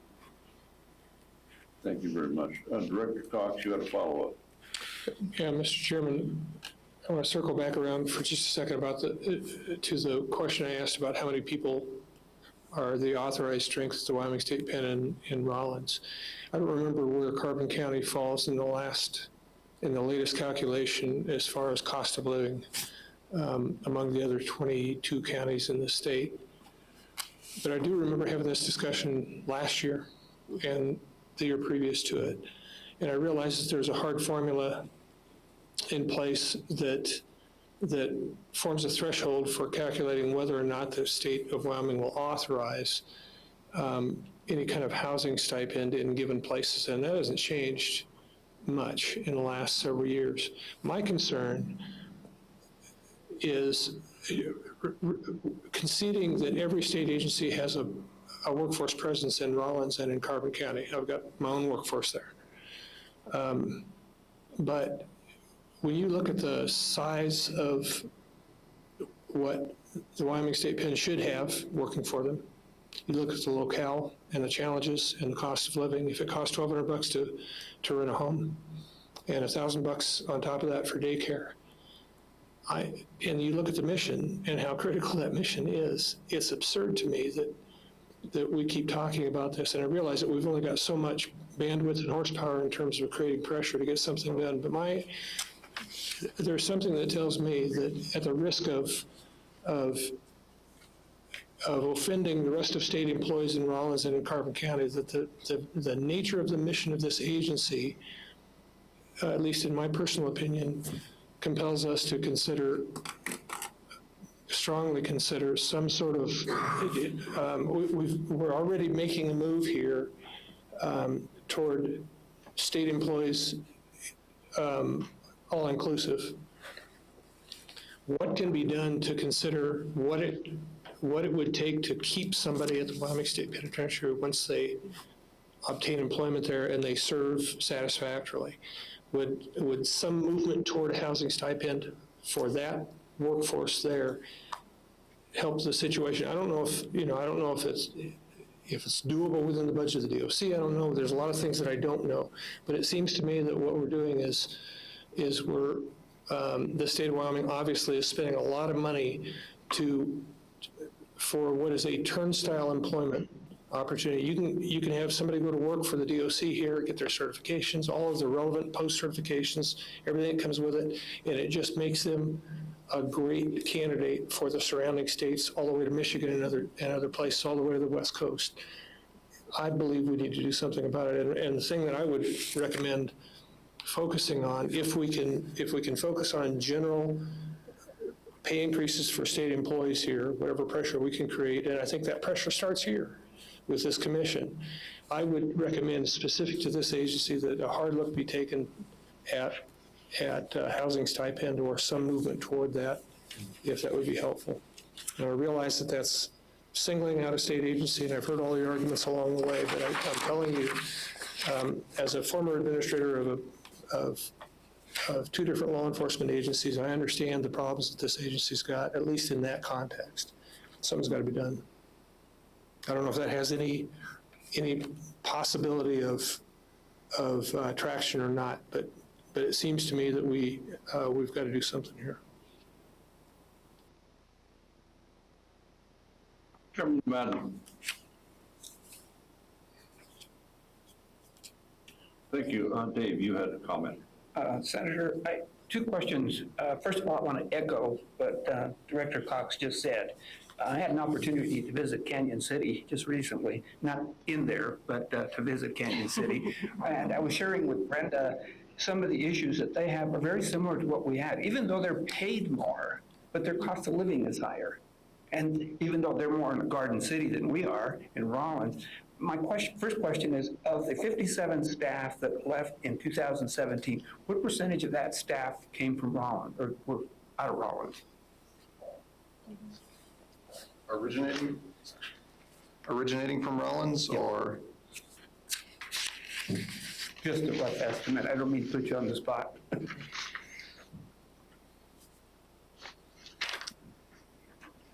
Less than a dozen from Rollins? So the others came from other penal institutions within the state? Or no. These are all just from Rollins. With the exception of, well, okay, thank you. The other comment that I wanted to make was, I asked the questions in Canyon City, what are you doing to incentivize keeping people? And they're having the same situation in Canyon City that we're having right here in our own state, and that is maintaining that relationship between safety and burnout. Because what they were facing was the burnout level. They took me to one of those pods, and I was just shocked at what you folks have to do with some of these inmates and what they're paid. So their incentives are particularly more enforced because they have the budget, and we know we don't have it. And I agree with Director Cox, we need to do something to create better incentives to try to keep these individuals in our penal institutions here. Whether they're doing pay for performances that are a little bit different, they're doing bandwidth payments, for example, if they have overtime over a certain number of hours, they get a certain number of days off. But what they found was by giving too many correctional officers days off, then what? They're short-staffed. So it was a 360 situation for them. And I agree with Director Cox, we need to do something different in our state. Otherwise, we're going to start meeting safety issues in our correctional facilities. That was my comment. Thank you very much. Further comments? Mr. Chairman, just to respond to Director Cox's comments on housing, one of the things I think that the handout illustrates is when we consider the cost of living and housing, we're just looking at numbers of how much it costs to pay rent and standard deviations from an average. But we don't actually look at what we pay our state employees and what's affordable for what we pay our state employees versus what is the average pay. So when you look at that pie chart that was in the handout, you know, there's a percentage of staff that make less money per month to afford even the average rate. So I think that's one piece of information when we're considering cost of living and housing that is missing, because we're looking solely at what is average cost of housing, what are the standard deviations around that, and not whether our staff can actually afford to even pay the average cost of living or the average rate of pay for that housing. Thank you. Commission, any other further comments, questions? Thank you very much. Very much. Further public comment?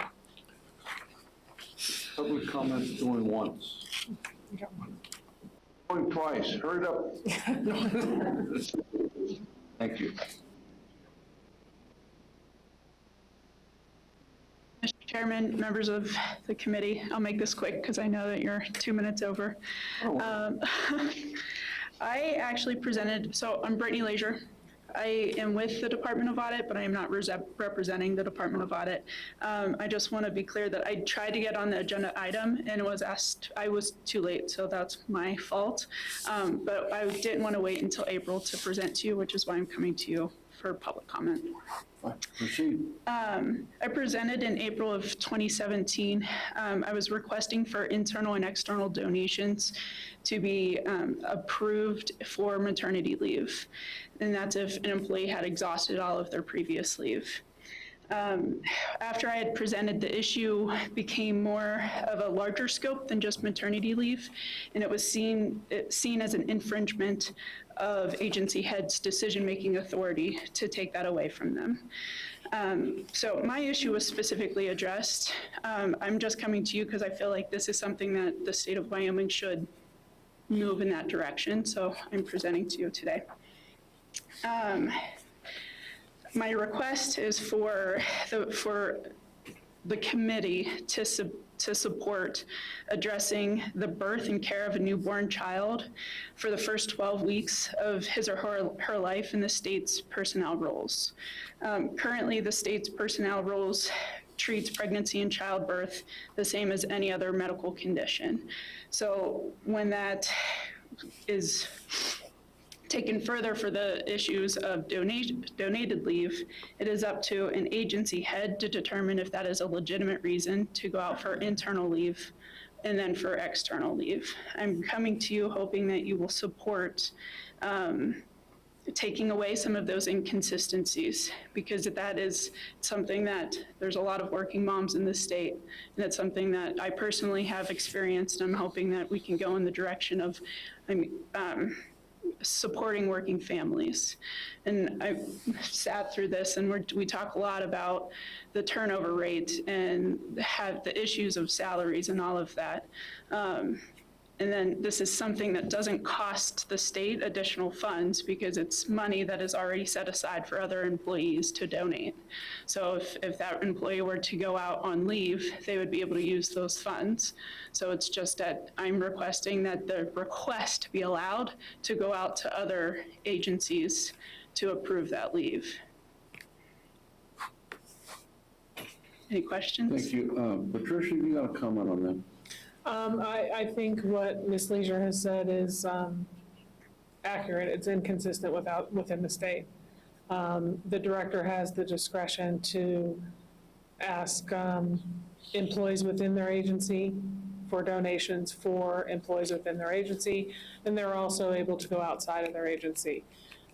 When we went to the agencies last year regarding this issue, along with the other personnel rule changes, we've got about a 50-50 split with directors on whether we should have donated leave at all, or should we make it consistent throughout the state. So it is definitely an issue in the state currently. It comes up in my office probably once a month. There's somebody who calls in and questions why their director will not let them go out for donated sick leave. Now, there is a situation, the reason it's in the director's hands, and I might be going too far with this, but the reason we like it in the director's hands is because if there is somebody who takes advantage of leave in your office, and you know that, then the director has that discretion to say, you're taking advantage of leave, and I'm not going to allow you to go out for donations. The directors at that level know their staff better than I know their staff, or somebody else knows their staff. That is why it's in their discretion. So it's a difficult situation with the birth and care of a child. What happens is that person, whether it's male or female, for the care of the child, can go out on maternity or paternity leave, and that goes through FMLA, and they have 12 weeks of leave that they can have. So a lot of employees don't have 12 weeks of leave built up. It does protect their job to come back to a job, but most employees, the majority of employees would not be able to have 12 weeks unpaid during that time. So if they can get halfway there and then maybe a little bit more with some donations, it's always better. So it's a problem within the state. It's something that we've been looking at for the past year. But there's a reason why it should be at the director level. Now, if you say, get rid of it altogether or keep it and do it this way, that's a discussion that I think the directors and the agency should be involved in as well. Definitely, I can see that. Dr. Cox, Dave, any comments, questions?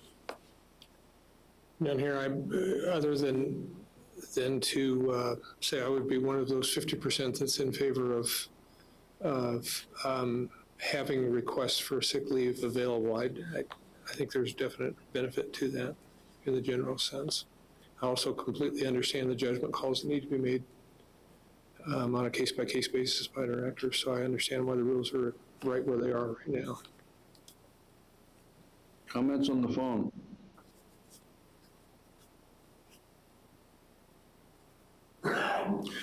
Patricia, I think that needs to be, we need to continue along those lines. Consistency is, if it's consistently bad or consistently good, it doesn't matter much as long as it's consistent. Correct. Can we continue to address that? We will continue to address it. Thank you very much. Thank you. Thanks. Go to public comment.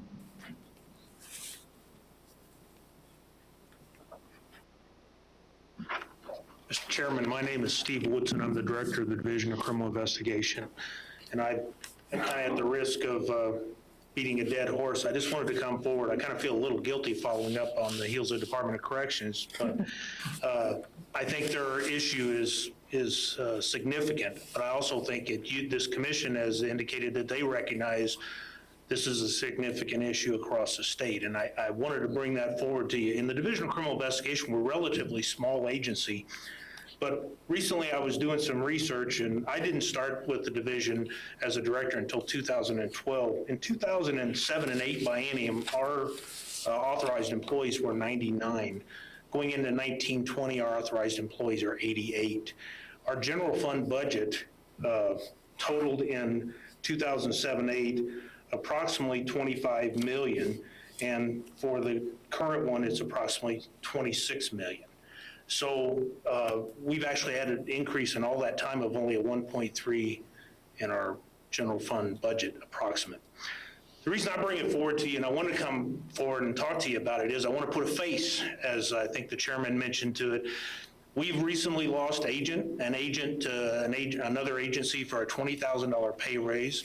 We lost our sole budget and grants person who managed all of our grants that we get for the state, and we had to reduce, as part of our reduction process, reduce that to a one-person position. We didn't have any backup as a result, and that person left for an $11,000 pay raise in the private sector after being with the state for, I think, 7 years, 6 to 7 years. There was no way we could compete with that. HR has actually been very helpful. Dean and Patricia and her shop have been extremely helpful in us trying to address things, but our hands are tied. And so that position, we're recruiting for it now and in the process of trying to hire somebody, but we're going to have to start at the ground level. All of that training and everything, as has been pointed out, has walked out the door. The same with our agents. So I'm bringing that all forward to you because I just want you to know that it's hitting all across the state. I recognize that this commission has been ringing the bell on this for some time, and I appreciate that greatly. But I'm hoping that the bell gets rung louder to the people who need to hear it, because I think we're into what I believe is actually a very critical stage in our state. We're going to start losing people at a rate that I don't think we can sustain, and we're unable to incentivize people to stay. So I appreciate all your work on this. I wanted to come forward and put a face to it and let you know that it's hitting all of us. Thank you very much. questions, comments? Thank you. Thank you. Question, comments on the phone?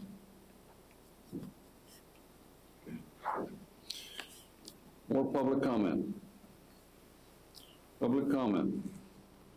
Public comment is closed. Patricia, and with Director Cox's permission, in the motion and the letter, would I be out of bounds if you put in the subject of mission of those individuals? I don't want to denigrate a truck driver that's driving a plow. That's an extremely important job. And he has a safety problem. But is it more mission critical than a correctional officer who suffers the chance of death or injury? I don't know how to put a handle on that, but there are truly mission-related situations. It comes back to Director Cox's comment. Do we do that, or I just keep my mouth shut and sit here? Director Cox. Mr. Chairman, I think with regard to the pay tables themselves, I would keep this issue separate. My plea on behalf of the DOC and the situation there in Rollins, certainly is traceable to their pay rate and their turnover and the cost of living in Rollins and all of that. But I think that with regard to the letter to the legislature and the governor-elect, I think we should stick to the overall look, as was well illustrated by the data that was given to us by NI today. That's something that is hitting every single state employee.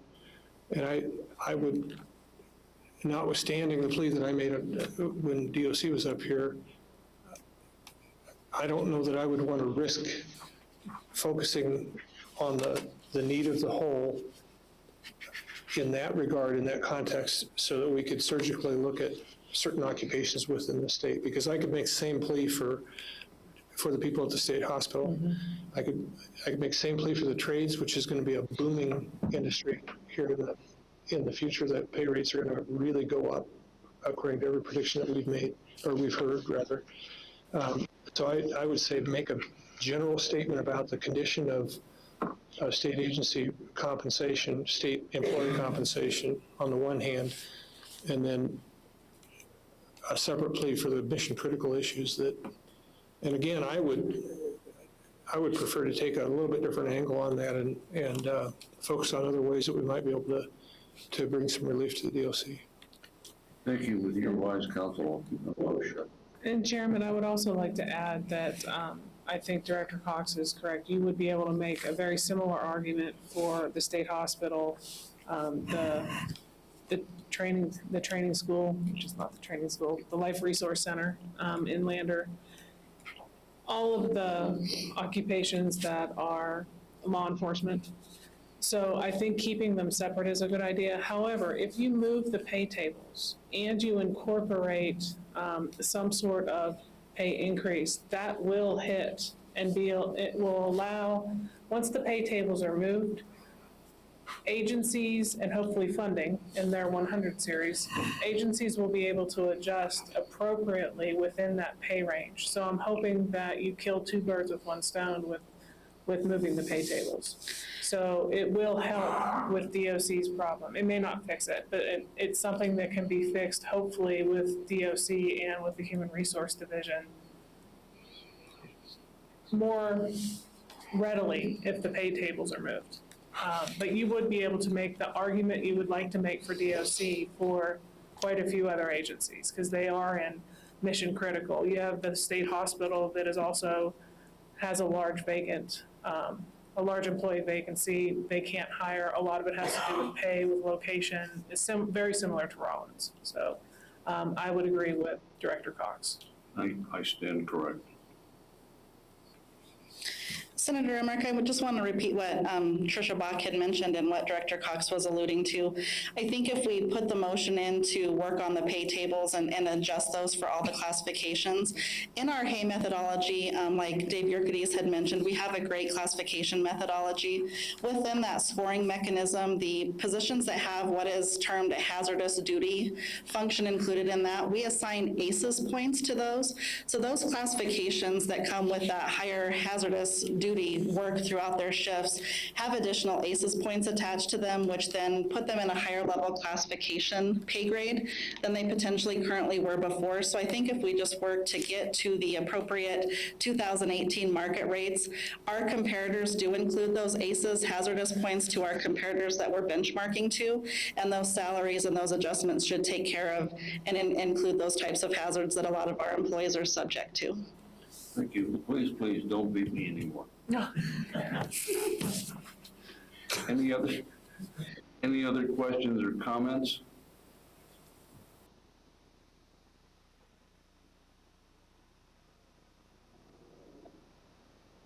I didn't hear that, Chairman Madden. Could you repeat that, please?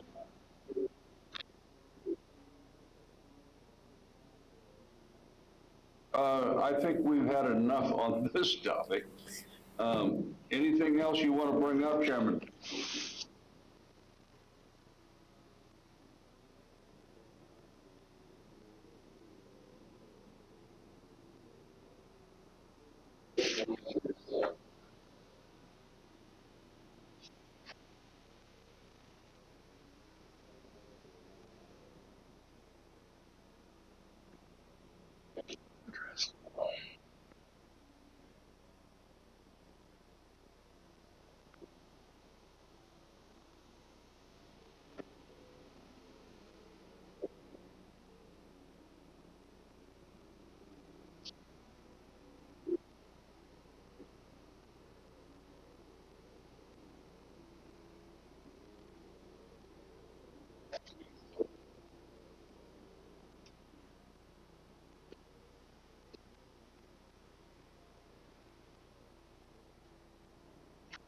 Tricia.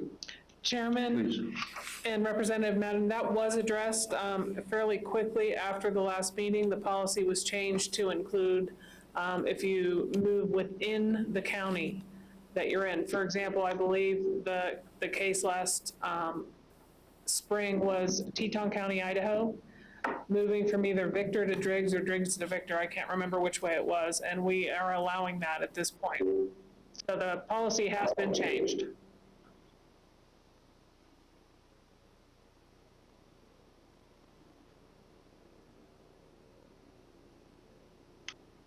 Yes, sir. Any other follow-ups, Chairman Madden? Okay. The commission on the phone, any other comments before we set a date for the next meeting?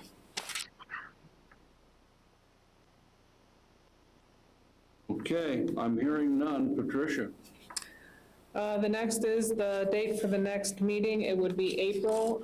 Later in April is always better so that we can get the housing numbers in. So if you'd like to propose a time, I don't know. I think this room works well. I do too. Except for some of the quirkiness with the audio with people on the phone, but we might be able to get that fixed on the next one. I'm not sure if you prefer Mondays. Committee, what is your pleasure? I will not be able to be here. Are you thinking mid-April, end of April? Maybe the third week of April.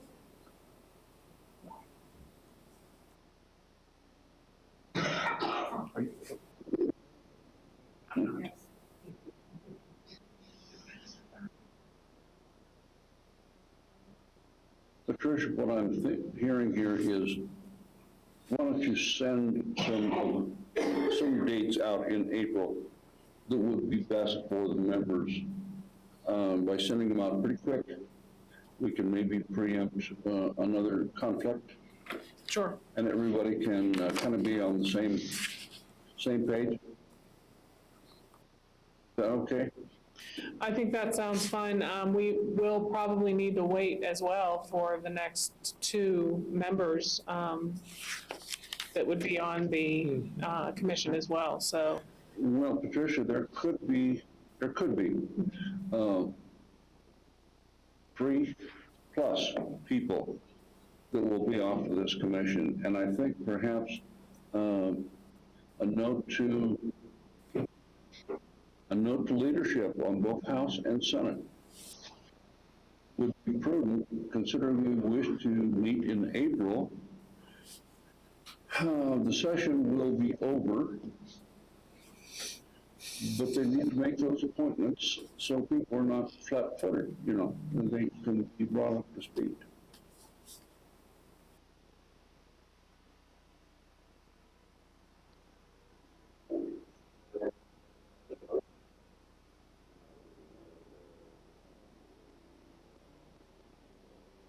Correct.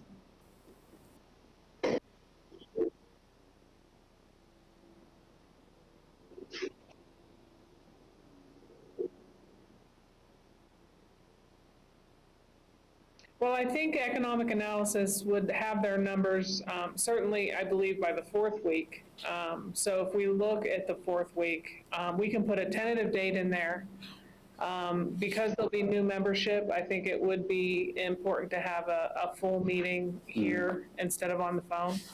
And then if that doesn't work for whoever the new members are, we could always adjust it at that time, and we might know that a little closer to January. I think you'd probably, if you were to put it in April in the 3rd week, just say it's 3rd week of April, let's wait and see where our appointments go, and then work with information that will at least block people out at this stage. And we can do that. Okay. Further comments from the phone? Chairman Madden.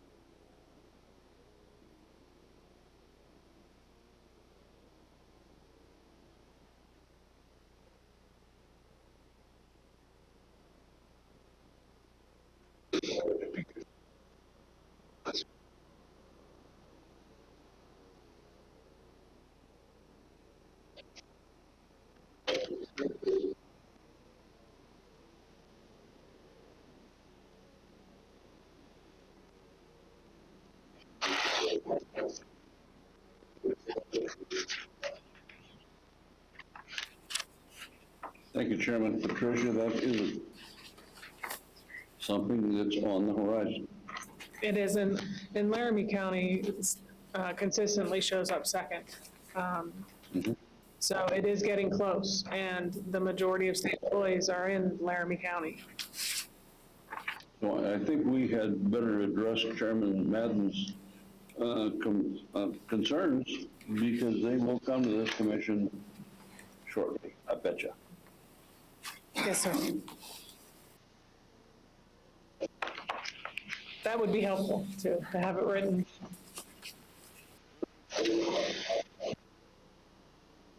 Further questions, further comments for the good of the order?